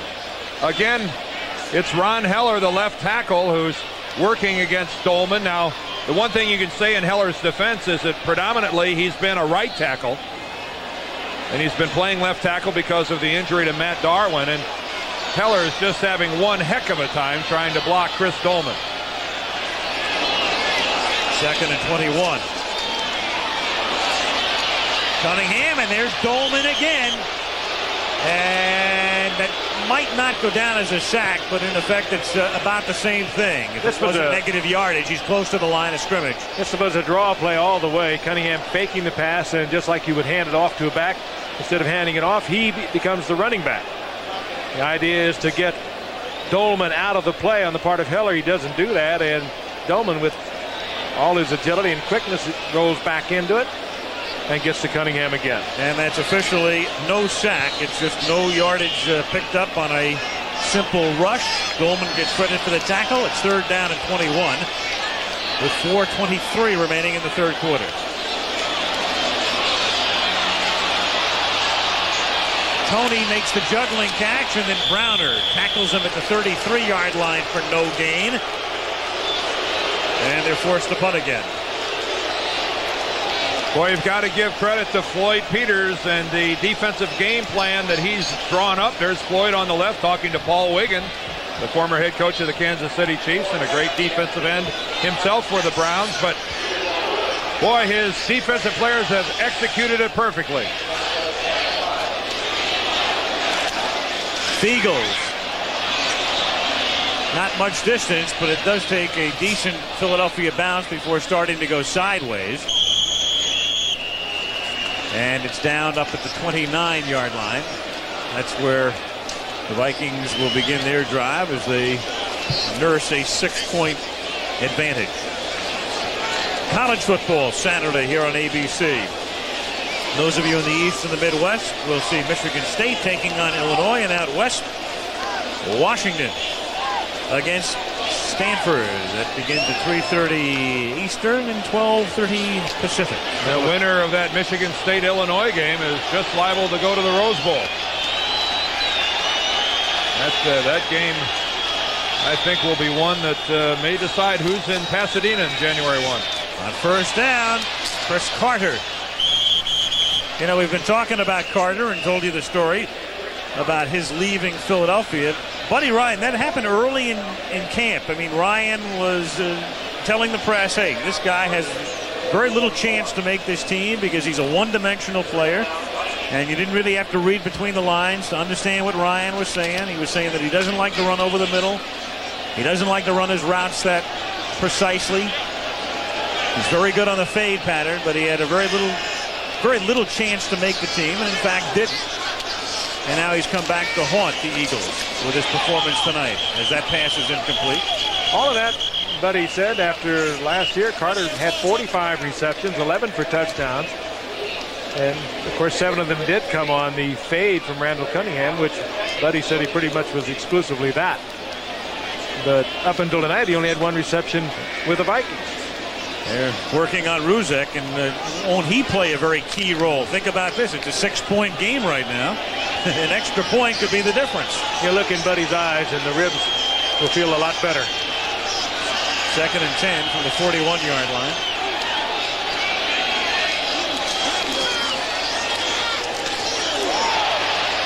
Catch by Jordan, and the tackle made by Eric Allen. Jordan says, nice move. Eric feeling pretty good about that. Well, when you're a cornerback and you're giving away a lot of size to a tight end, an unorthodox style going for the lower leg, a technique favored by a lot of the Eagles defensive backs. And one that's very dangerous to a receiver. Getting caught with all the weight on one leg. Knee doesn't work that way. 3rd and 7.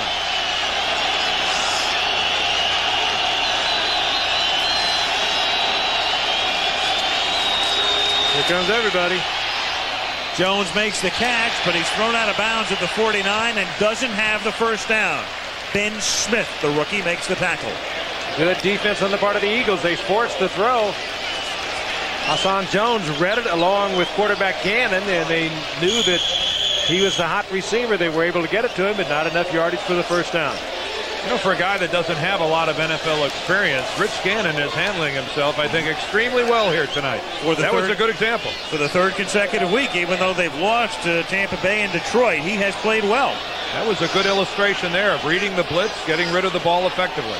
He's 14 of 23 for 230. That worked. Newsom's kick. Fielded by Hargrove, fumbled by Hargrove, and the Vikings at the 6-yard line have the football.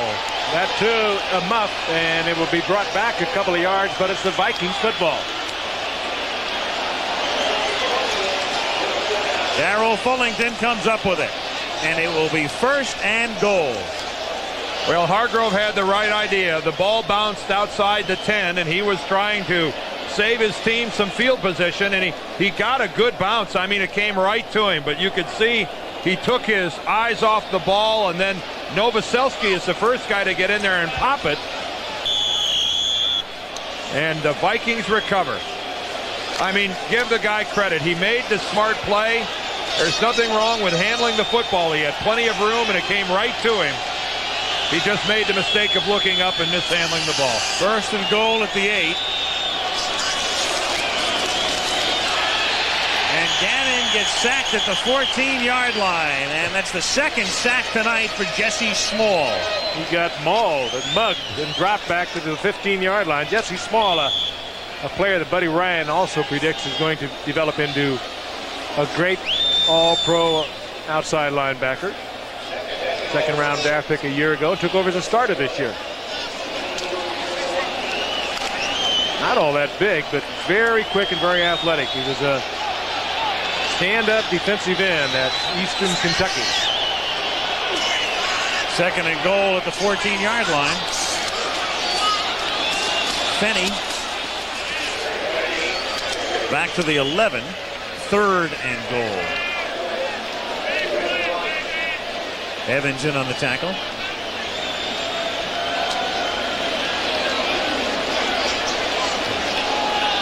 Under a minute remaining in the 3rd quarter. 21-15 Minnesota. Well, a touchdown and an extra point for the Eagles would give them the lead. So even if Minnesota here settles for a field goal, they're forcing Philadelphia to score twice. in the fourth quarter. Shotgun, 4 receivers. Jordan in motion. And Gary Zimmerman moved in the offensive line. 65. False start. 65 offense. No snap. 5 yards. Still third down. The great all-pro left tackle of the Vikes gets caught for a quick start that time. This Viking offensive line. There's Zimmerman all the way to the left, the bottom left corner. And yep, you saw the twitch early.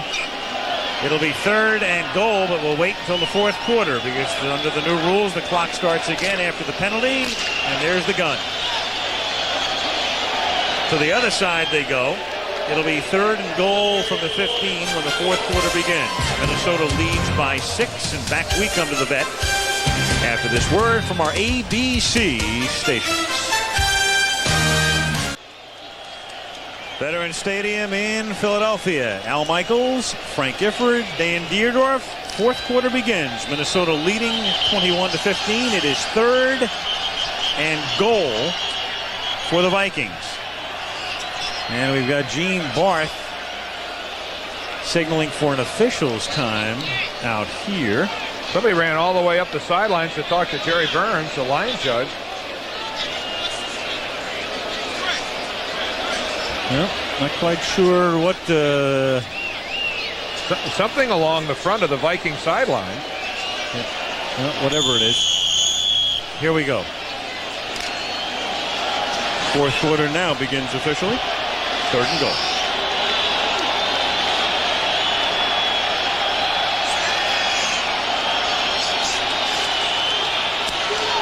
Gannon, a fade to Carter. Oh. And no, he does not have it. That's what he caught 7 of for touchdowns last year with Philadelphia. And that one he perhaps should have had here for the Vikings. Yep, that would have been too good to be true for Chris Carter to make the catch here. Watch the timing, though. He's got Isel Jenkins wrapped all over him for one thing. Good pass by Gannon. Great leap, and if you don't call that, you shouldn't call anything. I mean, is that not interference? I mean, it was in the first quarter, I can assure you that. Isel Jenkins isn't playing the ball at all. He's playing Chris Carter and jumps up and grabs his arms before the ball gets there. I mean, now there's a conference. Again, this is not the type of thing that's it's not over that reviewable. Not that non-call.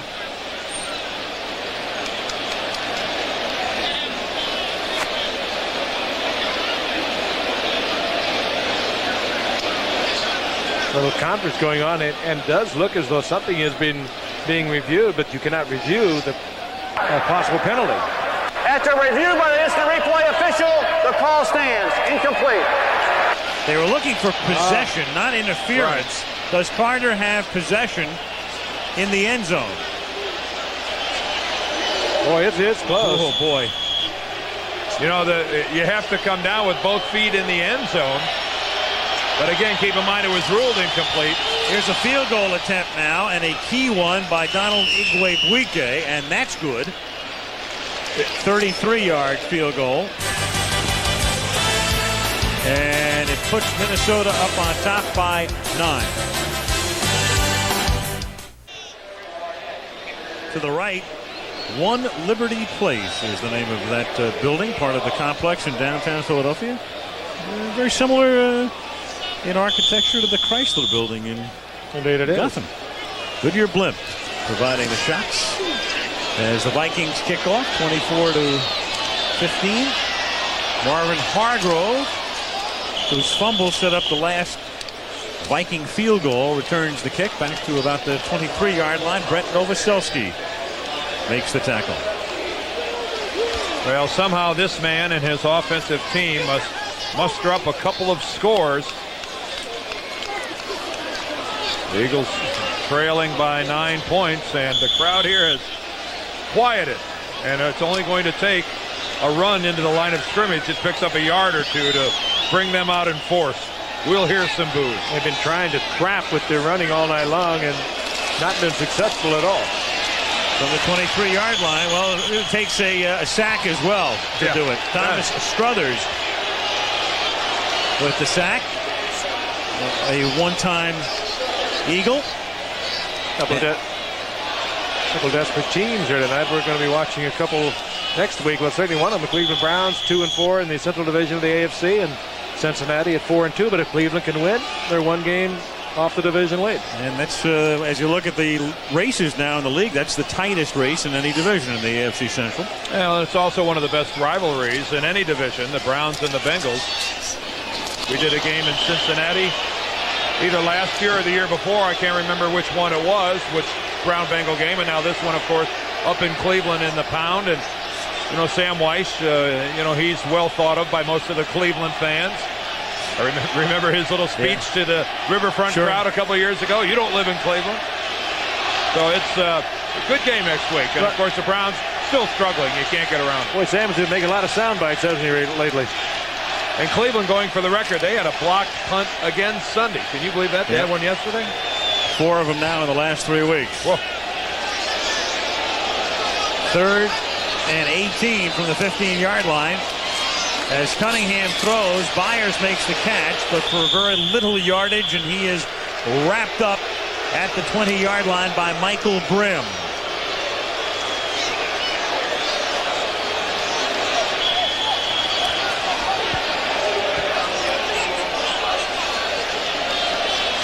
Eagles forced a kick. Yeah. Work that gum, buddy. His team has talked a great game about how they love their coach and want to win for him. And Mike Merriweather almost blocked that one.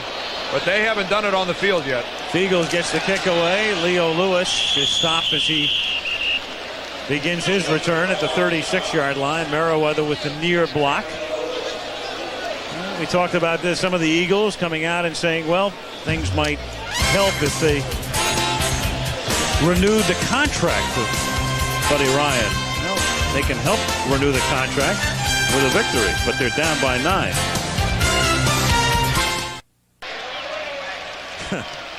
Richie Westline where he deserves to be. Getting ready for Cleveland? He's going to be ready. He's our man who gets assigned to the dog pound, and he'll be there next week on Tuesday.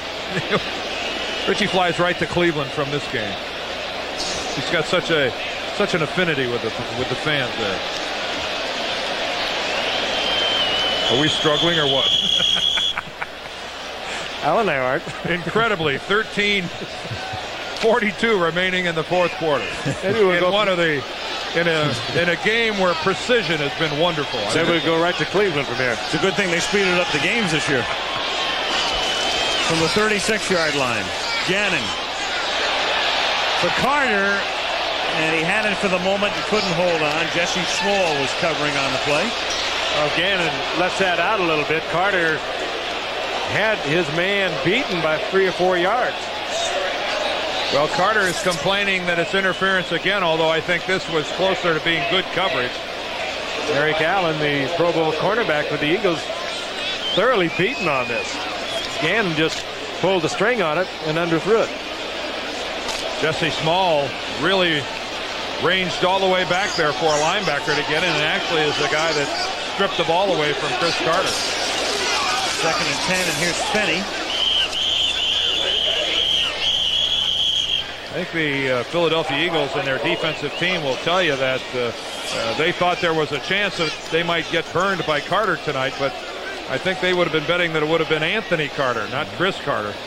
Anthony Carter not a factor tonight here at all, as a hamstring that he pulled during practice on Friday afternoon has kept him from playing, but Chris Carter has stepped in and turned in the game of his life.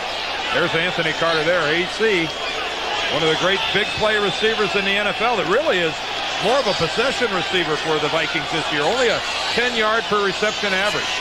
That's low for him. 3rd and 9 from the 37.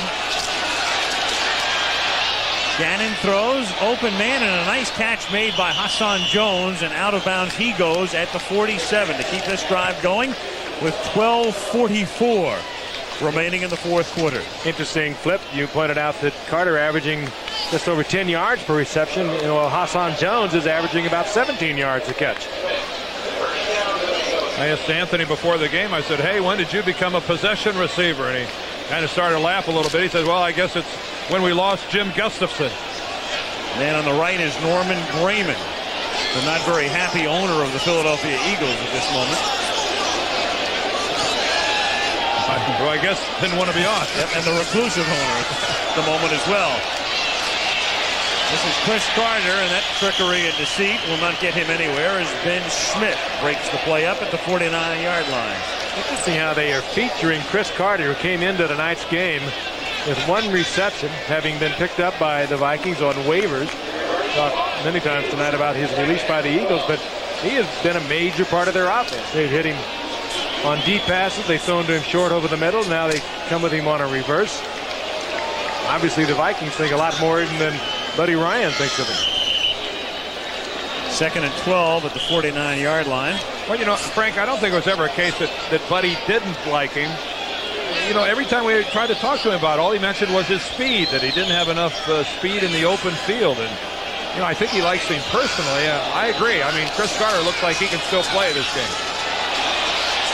Gannon takes off with it. He looked like he was going to slide and then realized, well, I got 2 more yards to go for the first down, and dives for it. He knew Andre Waters was back there somewhere. I think if he'd have kept his feet, he might have taken that in. Is that Ben Smith that comes in, number 26? A little juke there. Hello. I think Gannon fooled himself with such a quick change of direction. And it's close enough to measure for a first down with 11:30 remaining.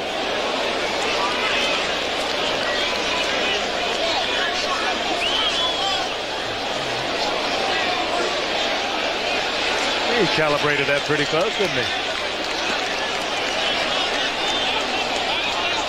Rich Gannon, again, a kid who grew up in Philadelphia. Went to St. Joe's here and then on to the University of Delaware, which is not far from here. Drafted by New England, and then a week later he was sent to Minnesota in a trade. New England thought about, among other things, using him perhaps as a wide receiver, and he said, no, I want to be a quarterback.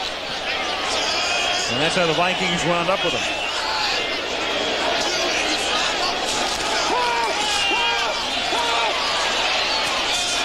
Dropped by Finney.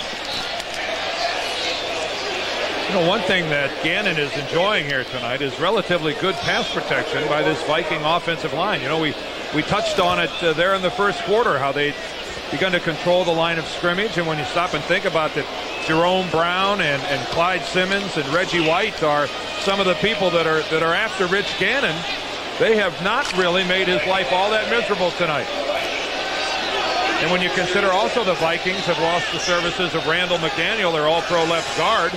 He's been replaced by Adam Schreiber for the majority of this game because of McDaniel's bad ankle. 2nd and 10. Here's Carter.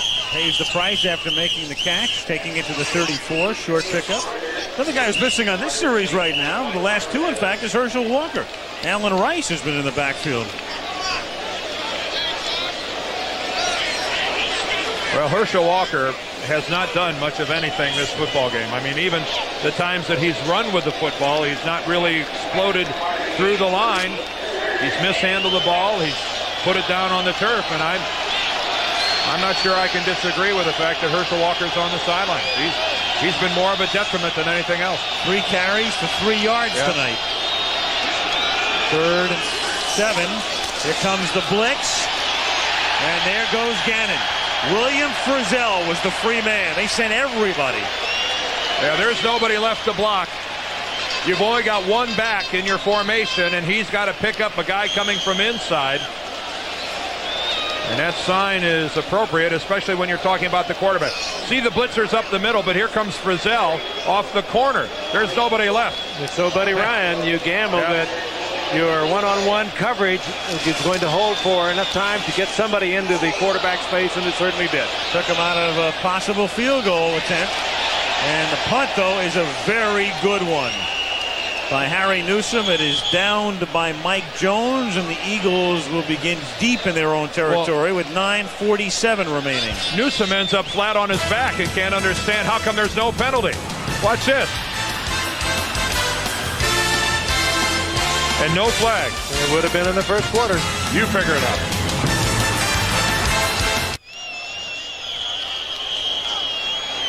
Back in Philadelphia.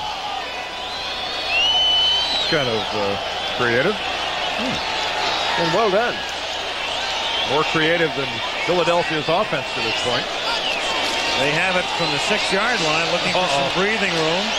Next sound you hear will... Get your earplugs out. Well, there it is. Mike Merriweather makes the tackle. What about this quarterback comparison? Head-to-head tonight?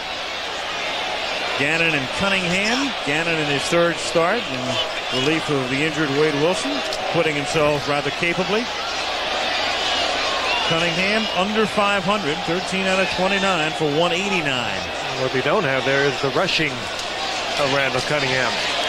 2nd and 9, and Cunningham escapes the sack and then gets taken down by Browner at the 14-yard line, short of a first down. It'll be 3rd and 2 with 9:08 to play.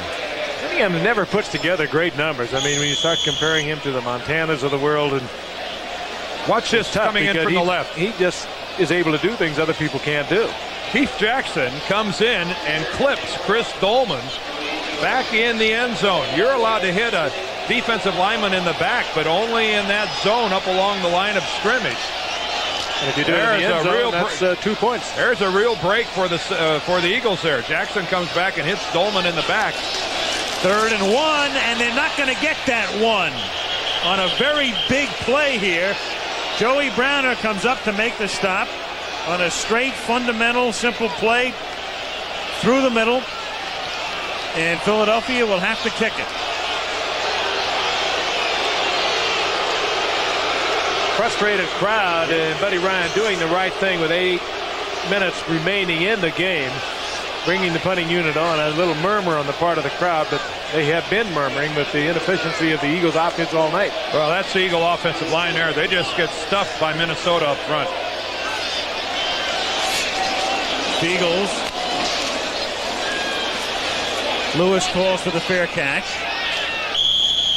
It'll be Minnesota ball at the 40-yard line with 7:53 remaining. You know that Buddy Ryan has just got his defense together, and he's probably put the bug in him, said, go out and get this back. This is the way they win. They win sloppy many times. But what they do is they play for the turnover here. They'll be stripping. They'll be scrambling. It'll be ugly defensively, but you know he's had a word with them. And they're the kind of players he collects around him. Well, he's going to have to gamble, though, Frank. Oh, yeah. I mean, they're going to be blitzing. They're going to be pulling at the ball. They're going to be grabbing everybody. Yeah, they've been successful the last couple of times that they've blitzed Gannon. And Minnesota here would like to take some time off the clock. Still Walker is on the sideline. Rice is in the backfield. Gannon escapes. And Gannon is run out of bounds at about the 42-yard line. You know, one of the things that's lost in the rule changes this year is the fact this is the type of play, even though you go out of bounds, they'll start the clock when the ball is ready for play until the last 5 minutes of the fourth quarter. So in the old days, that's not the type of thing that you would want to do in this situation. Up by 9 is go out of bounds. But now, under the new rules, as you can see, the clock has started again, so it really doesn't matter. But once you get inside 5, then it reverts back to the old way. Did you see one of the Eagle defensive backs that time? Was that Andre Waters again that came flying in at Gannon's legs again? 2nd and 8. I wouldn't doubt it. And again, Gannon goes out of bounds, and once again, when the ball is brought back to the center of the field and signaled ready for play, the clock will start again. Oh, Gannon missed a wonderful opportunity for 6 points. Let's go back to the play before, guys. I want to take a look at this again. Rich Gannon is going with the football, and he's going to go out of bounds. Watch upper left of your screen. Oh. Look at Andre Waters come flying in there again, deliberately trying to hit below the knees. And look at Gannon. I'll tell you, Andre Waters is the cheap shot artist of the National Football League. This guy takes more shots at people's knees. He's the guy that got in trouble a couple of years ago for going after Jim Everett. And I'm sorry, that is the type of football that has no place in this league. That's baloney. And then he gets on announcers for bringing it up. What are you supposed to do? Ignore that stuff? No, sorry, Andre. That doesn't get it. 3rd and 6. Well, you're right, Dan. Well, we've seen it in every game we've done. Most of the tapes we've watched. I've seen too much of it from one guy to let it go. This is a guy that's got a terrible reputation around the league, is a guy that goes after people with the intention of hurting them. And I've seen a couple examples of it here tonight, and that just doesn't play, Andre. No, I know you're not going to like this, and you'll see me in a couple of weeks and probably say something about it. But let me tell you something. I'll get over it.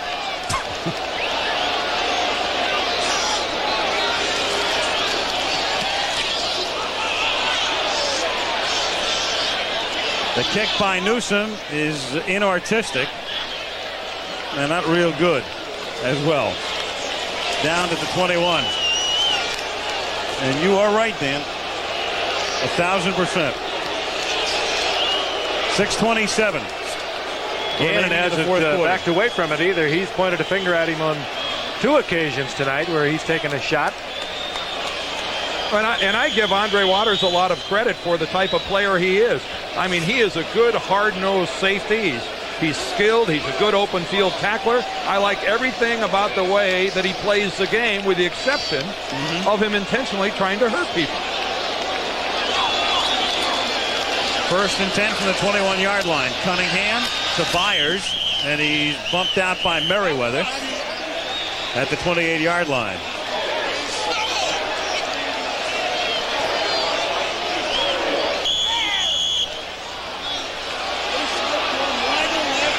Nine-point lead, 24-15 Minnesota.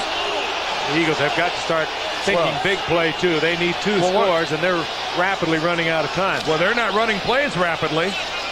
I mean, they need 2 scores, and they just spent 25 seconds back in their huddle. I mean, where's the urgency here?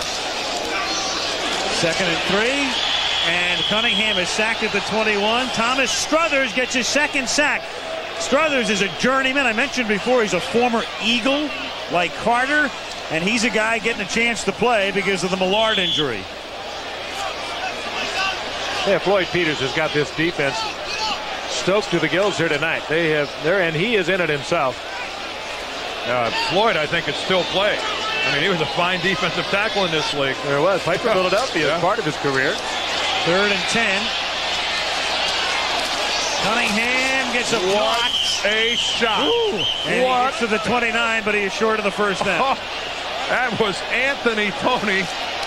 What a shot. He hit this Bobic, and you could hear that thing over in Delaware. What a big-time shot, helmet to helmet. And time is called as Deuce Bobic does not know where he is. Here is a guy who has no clue where he is. And I don't say that lightheartedly. What a shot by Anthony Toney. And this timeout on the field gives Philadelphia a chance to discuss what they want to do here on a 4th and 2 when play resumes. Here's this Bobic. Watch him go this way and watch him get hit by Anthony Toney. Just keep tracking 59. Keep tracking. Bang. Never saw it. Look at Cunningham, too. He was looking for the 1st down. He took on Joey Browner. He came up short, but he didn't do a hook slide. He went for the 1st down. This Bobic never saw Toney. Toney goes about 230. And you know he's what? Still spinning. Well, the interesting thing here, too, is they took this timeout because of the injury. They'd sent the punting unit in, get, in effect, a free timeout, and now they decide to go for it. Back comes the offense. I'll tell you one thing. Joey Browner has never been hit by a quarterback like that. Well, and Deuce Bobic, I think it's safe to say, has never been hit by a running back. He never saw him. Never even knew he was in the picture. And how about Toney hitting him high, too, the way you're supposed to? Now as play resumes, it's 4th down and 2, and the Eagles will line up to go for it from the 29-yard line. Under 5 minutes to go. They don't have much of a choice. They need 2, and it's nearly picked off, but that's as good as an interception. And there's a flag down at the 36-yard line. Michael Brim knocked it down. And unless it's against Minnesota, it's the Vikings ball, and it's against Minnesota, so it's an Eagle 1st down to the disbelief of Burns. 5-yard penalty, automatic 1st down. 5 yards. I think they might have gotten Joey Browner working against Keith Jackson. That might have been Joey Browner working against Keith Jackson. What a penalty What a penalty, giving the first down to the Eagles. You got a 4th down and 1, and you go with a pass. It'll tell you how they respect the defense or how they are not confident in their own running game. From the 34-yard line. Underneath, it's Byers. He gets to the 41-yard line. Gain of about 7. Make it 2nd down and 3. Without a huddle, the Eagles now.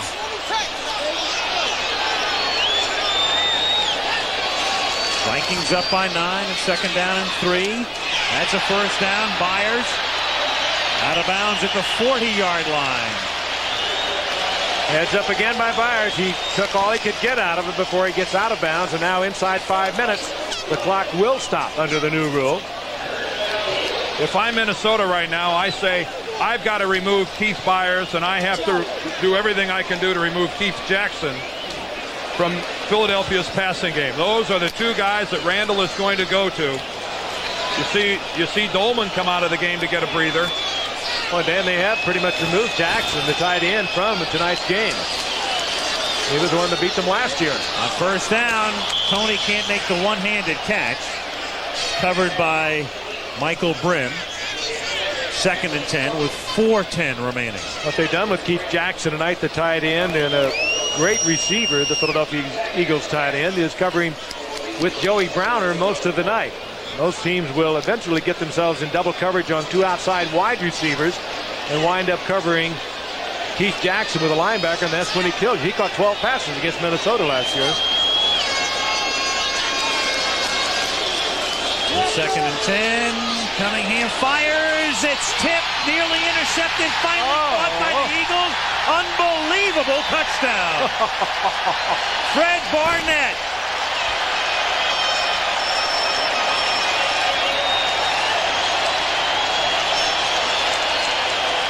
Calvin Williams stays down. Jerry Burns doing his "can you believe this" stroll on the sidelines. Can you believe the way the touchdown was scored? No. And Burns also saying, can you believe we get a defensive holding call on a 4th and 2 and what would have been a change of possession? This was almost an interception. Should have been picked off right there. That's Brim. That's Michael Brim that hit the ball first, and the ball never hits the ground. Fullington knocked it up into the air. Barnett just hanging around watching and right into his hands. And Barnett, even though he's a rookie, didn't take him long how to figure out how to showboat on your way into the end zone. Again, this is unbelievable. That should have been an easy interception on the part of Brim. And they'll bobble right into the hands. Yeah, Calvin Williams keeps the ball alive by turning it up into the air again.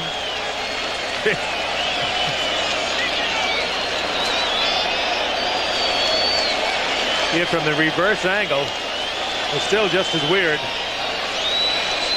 Calvin Williams reaches back for it, and it's knocked up into the air. Fullington also, there were 2 Vikings and 2 Eagles that each touched the football.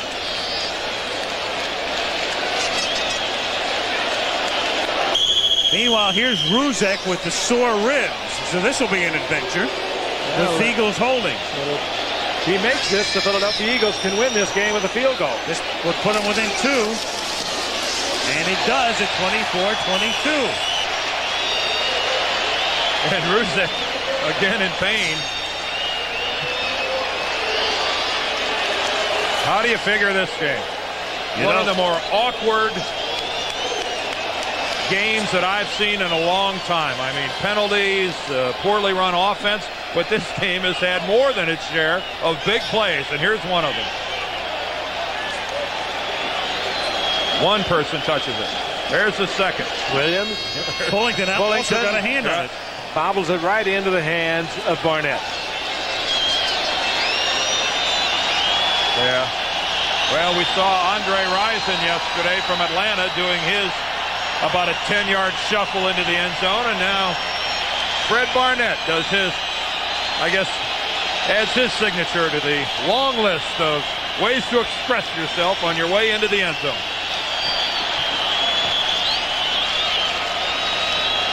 Exactly 4 minutes to play.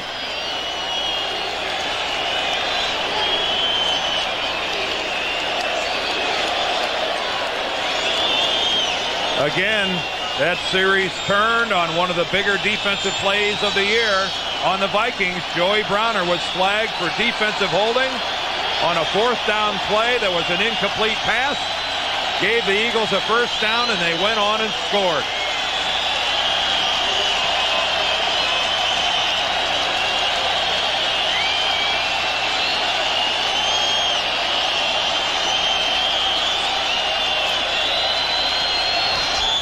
Herschel Walker back to receive for Minnesota.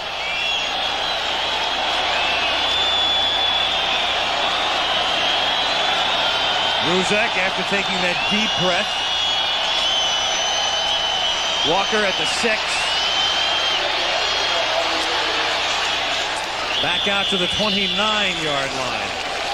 And let's face it, too, we talked about Walker and they traded for him last year. This is the type of situation when you want a Herschel Walker to come forward to keep the ball on the ground, to use the clock. 3:50 to go. Is Walker heading to the huddle or the sidelines? He's going to the sidelines.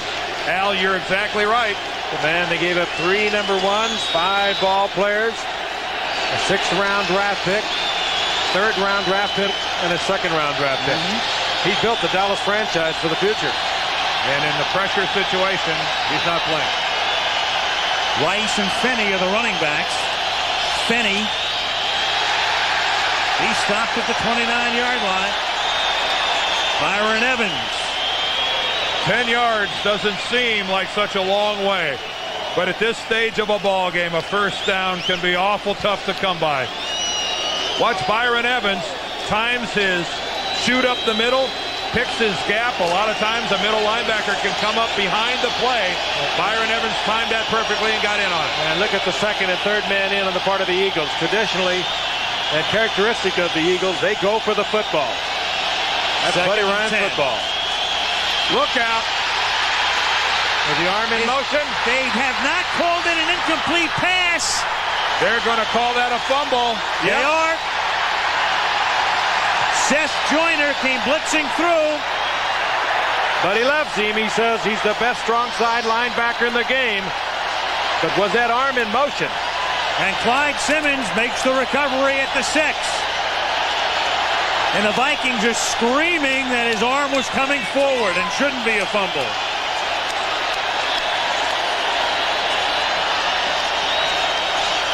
Jerry Burns, I think, is turned around for a moment, looking up at the big screen here in Philadelphia.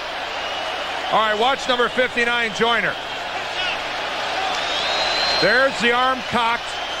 Oh, he loses the ball before he's even hit. Oh, that's a the fumble. ball on the way back. That's a fumble all the way by Rich Gannon, who lost the ball, even bringing it back in the cocking motion. And that's a good call. You'll see him lose it on the way back. He's trying to hurry the pass. He feels the pressure, feels the heat, knows he's about to get hit, and he loses it on the way back. Oh, that's... Well, the Philadelphia Eagles, who have gotten their share of big breaks here in the last couple of minutes, get another one. And the Vikings take a timeout on defense. Well, that is a good call by Gene Barth, the referee who was right there and whose responsibility that is. Great call by Gene Barth. And it goes back to the point we were talking about. You're in a situation where you have the lead, you're trying to protect it, you're trying to run the clock out, and your big back is on the sidelines. And you have no gain on 1st down, and you're forced to throw the football.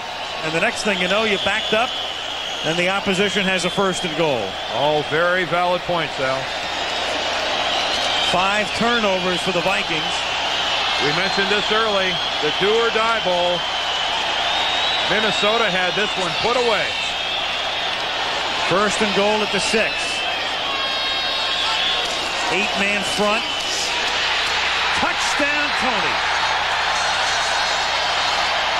That might be the longest play from scrimmage other than Randall Cunningham tonight.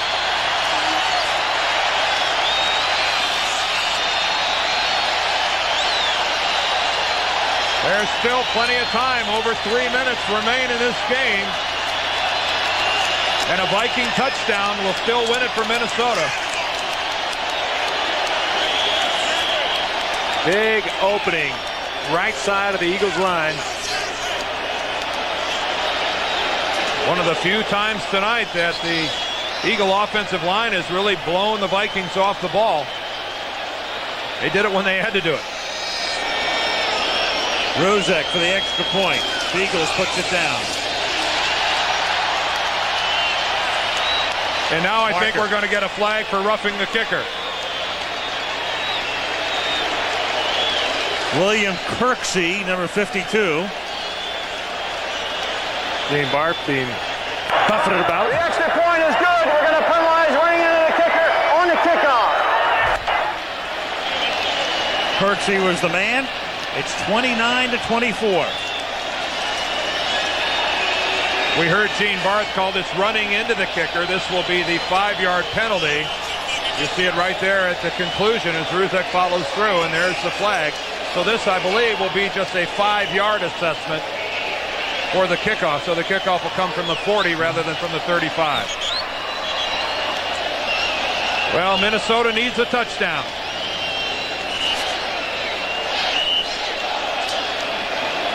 Wasn't long ago, all they needed was not to have a penalty on 4th down, and they'd have had this game put away. And wouldn't it be nice if Minnesota had available Anthony Carter, who, with the hamstring, has been on the sideline all night long.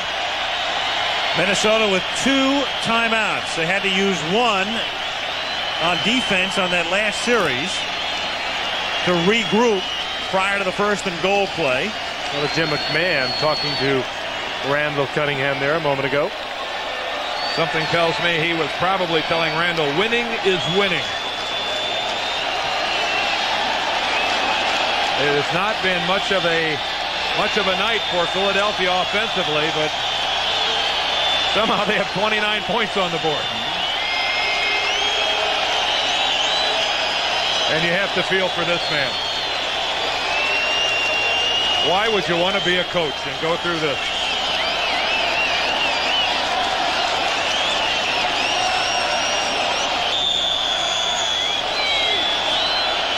Ruzek.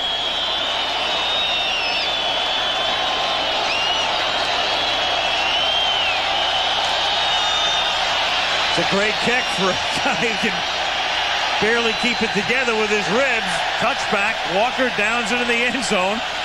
That's amazing. When it turns around like it has for Philadelphia, everybody gets pumped up. You saw the right side of their line just blow the Vikings out of there a moment ago for Tony on that touchdown run. And again, Herschel Walker trots towards the Minnesota sideline. He's not going to be in there offensively. And we're trying to get a couple of the Eagles off the field.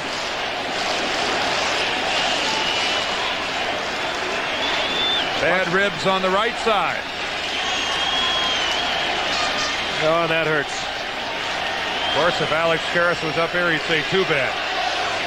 Who cares if the kicker's got sore ribs? They are expendable. All he does is keeps the touchdown anyway, so who cares? 1st down, Minnesota at the 20. Gannon's going to try to use the shotgun even with this crowd noise. Hassan Jones for a gain of 14 to the 34-yard line. Clock running, 2:45 remaining. Tim Irwin not doing a bad job individually on Reggie White there. Reggie made a couple plays early and hasn't been much of a factor since then, although he's been double and triple teamed.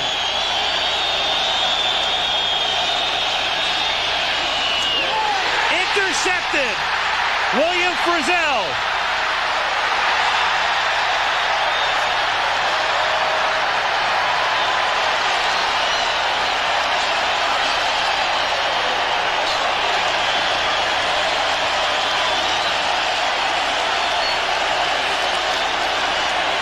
Well, one of the mistakes a young quarterback will make, and one without a lot of experience, is he will not look off the safety.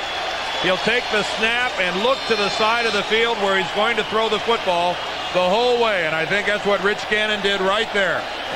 Look at the head. Look how he's looking right, looking right, looking right, looking right. By that time, William Frizzell reads it all the way, comes over, even though it's not his man, steps in front and makes a play. Boy, this is Eagles football. Ugly but effective. Bide your time, get the turnover, and capitalize on it. Beautiful play, beautiful read by William Frizzell, who's had a great night on special teams and has played a pretty good game of safety as well. 6 turnovers. This is Heath Sherman who gets his first carry of the night. And that will take us to the 2-minute warning unless Minnesota wants to stop the clock. Vikings have 2 timeouts. And they don't stop it here. They get the free timeout, or do they stop it here? They do take it. They take a timeout with 2:01. The injured Wade Wilson pacing. Oh, nothing more frustrating than to be on the sideline, a cast on your hand. He was off to a good start when he tore a tendon in his thumb several weeks ago, and they really don't know how long before he'll be back. Richie Kotite, the offensive coordinator from the Jets, the new offensive coordinator, and both he and Randall Cunningham had a bit of a problem early in the year in training camp. All of a sudden they seem to feel that they're on the same page. Al, if the Vikings lose this game, how many road losses is this for them in a row? Haven't they lost like 6 in a row coming into this game on the road? Well, this season they've lost at Chicago. They lost at Kansas City.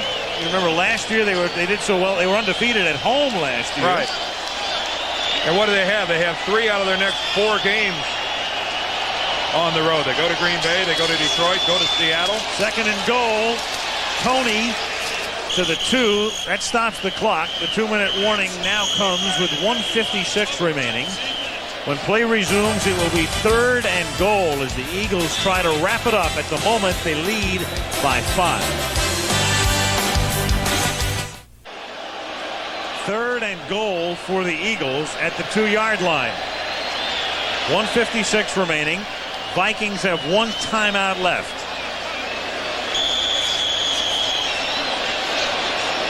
And they've got the field goal unit in here. The Eagles with this is third down, where you can run a fake. Yep. You know, you can run a fake. Also, you have an opportunity. If you miss it here, you have the 4th down to go on. And if you should bobble the ball with a snap or something like that, you'd have the other down to kick the field goal. Now they're going to kick the field goal and try to salt it away, and that gives them an 8-point lead. Ruzek from 19 boots it through. Why would you kick it on 3rd down? Hey, kick it on, one of the reasons, Dan, if you fumble the ball, it's a bad snap to the man who's holding the ball. But what about he covers the ball, and then you have to have another down to kick it on. But that's the only plus. What about the time you could have used up by running a play on 3rd down? Well, you weigh one against the other. You either let a lot of clock expire or force them to use a timeout. I mean, the only plus is what you say. Maybe there's a bobbled snap. Yep. I don't see kicking it on 3rd down. Yep. If nothing else, you just take the snap, and if you want to down the ball, at least you make them use that last timeout, whatever you want to do. I mean, if they have to takes away from the potential of the bobbled snap on the field goal attempt. Well, if you don't That's have obviously what he was thinking of. If you don't have any more confidence in your kicking game than that, sure. You run the risk of having the field goal blocked. It's just a strange call. It really is. The Vikings would have had to use their last timeout. Now they have 1 remaining. 1:53 left. Herschel Walker limited to run back duty in the 2nd half tonight. Vikings will need 2 scores. That's another reason to make certain that you put that 3 up there. Yeah, but you can put 3 up on 4th down as well as you can put it up on 3rd down. But I do understand the reasoning of it, and I've seen it on other occasions.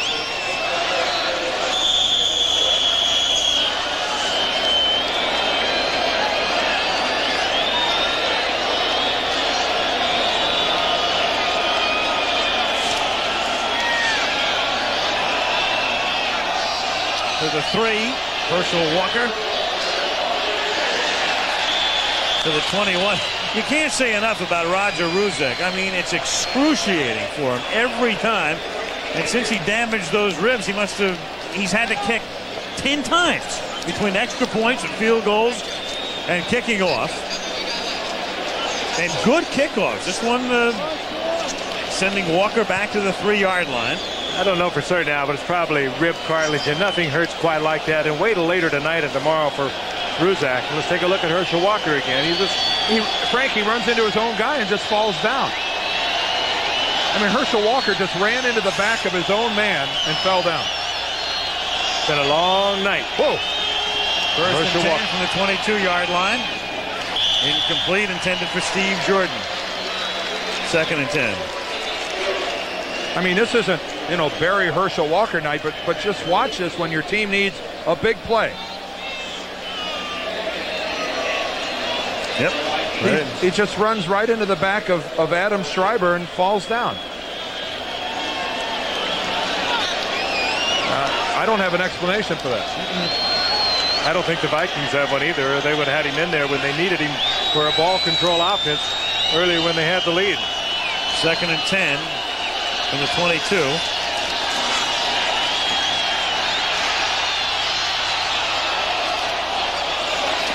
Dump off to Rice. He's out of bounds at the 27-yard line. 1:36 remaining. Well, they speeded up the games all right this year. It's 12:29 Eastern time. If you throw in the replays we've had tonight, how many penalties? The penalties. Number of penalties. The penalties are what do it. I mean, the penalties, every time they stop the clock, and I know it gets started again, but still. Gene Barth has spent the good part of 20 minutes tonight on the field mic explaining everything. This one has been double ugly, but the Eagles keep themselves alive, and for the Vikings, it's going to be a long, long season. 3rd and 5, and that's incomplete. And Hassan Jones takes a pop from Andre Waters. That time, Waters almost let up on Hassan Jones. Well, really, though, as a safety there, I mean, that's what you're supposed to do in that situation. Guy comes over the middle, you got to hit him. You got to let him know that if he's going to catch the ball in this territory, he's going to take a pop. And I'll say one thing about Andre Waters. Hassan Jones decided that I'll quit looking at the football and start looking for 20. Jones wasn't even looking at the football. No, that's what Waters gets paid to do. But he says he does. He said, I'm not a cheap shot. He said, I'm an intimidator. He said, I'll take them on, and I'll take them on if they don't like what I do. And he's made a couple of bad hits tonight.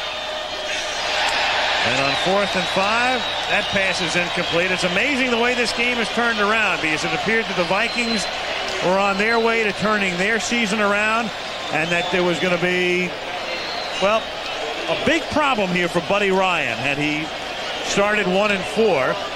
And the next thing you know, the Eagles, with the turnovers, are able to cash in and take the lead, and will go to Washington with a victory. And the Vikings just shake their head, and they will next play a week from Sunday, and they'll be 4 games behind Chicago. And Buddy will be quick to tell you, we were 1-3 in 1988. We finished the year with 10 wins, and we won our division. And look at Chris Carter here, shake hands with Buddy Ryan. Class move by both guys. Hey, that's kind of nice, isn't it? Think there's not some respect here? First down for the Eagles, and Cunningham downs it. Minnesota has 1 timeout to use. Here's Eagles football. Forced a turnover. They did it 56 times last year to lead the National Football League. They had a positive side of the turnover ratio by +24, and that's how it's coached, and that's what Buddy Ryan has brought to this game all for the many years he's been involved. I know Buddy doesn't stay around to shake hands after a ball game, but I know how fond he is of Jerry Burns, and the two of them were at midfield exchanging greetings before the game. As you see Reggie White kind of telling Buddy, but I think if ever Buddy Ryan was going to shake a guy's hand, it would be this guy. I think Buddy's capable of understanding what's going on inside Jerry Burns' head right now. What a bitter, bitter defeat for Burns and the Vikings. And what a glorious one for Buddy Ryan. Well, the Eagles are going to be 2-3, and another thing to keep in mind with the extra teams going to the playoffs this year. If the season were to have stopped tonight, a team with a losing record, a team with a 2-3 mark, would go to the playoffs out of the NFC, and that's the mark of the Eagles at the moment. Hats off to Roger Ruzek and that man as well, Chris Carter, some night as he comes home. What a long flight back. Eagles pull it out, 32-24. If you go back to one key play in the game, and there were several, the holding call on Joey Browner on what would have been a change of possession on 4th and 1 for Philadelphia. And Reggie's saying, Chris, I'll see you at the Pro Bowl. Because they'll both be there.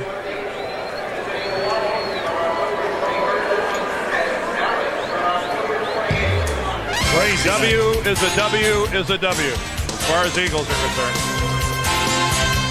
32-24. The Eagles beat the Vikes, and we'll see you next Monday night from Cleveland. Browns hosting the Bengals.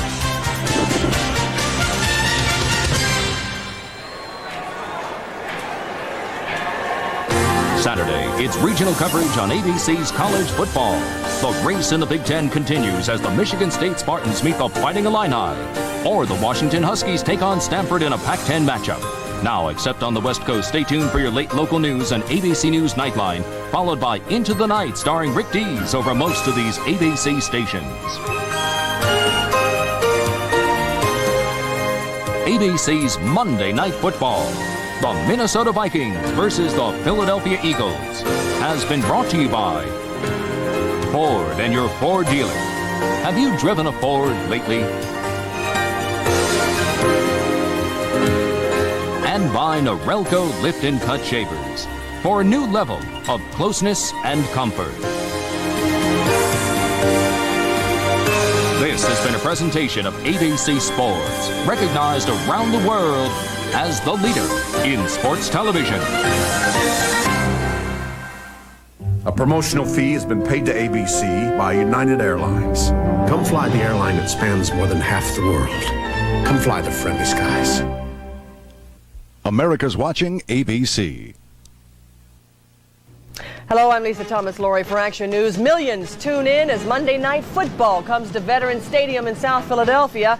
And down on the field, the Eagles pulled it off in the final minutes. Gary Papa will tell us how things turned around. Anna Garcia has a special report on the controversy surrounding women reporters in the locker room.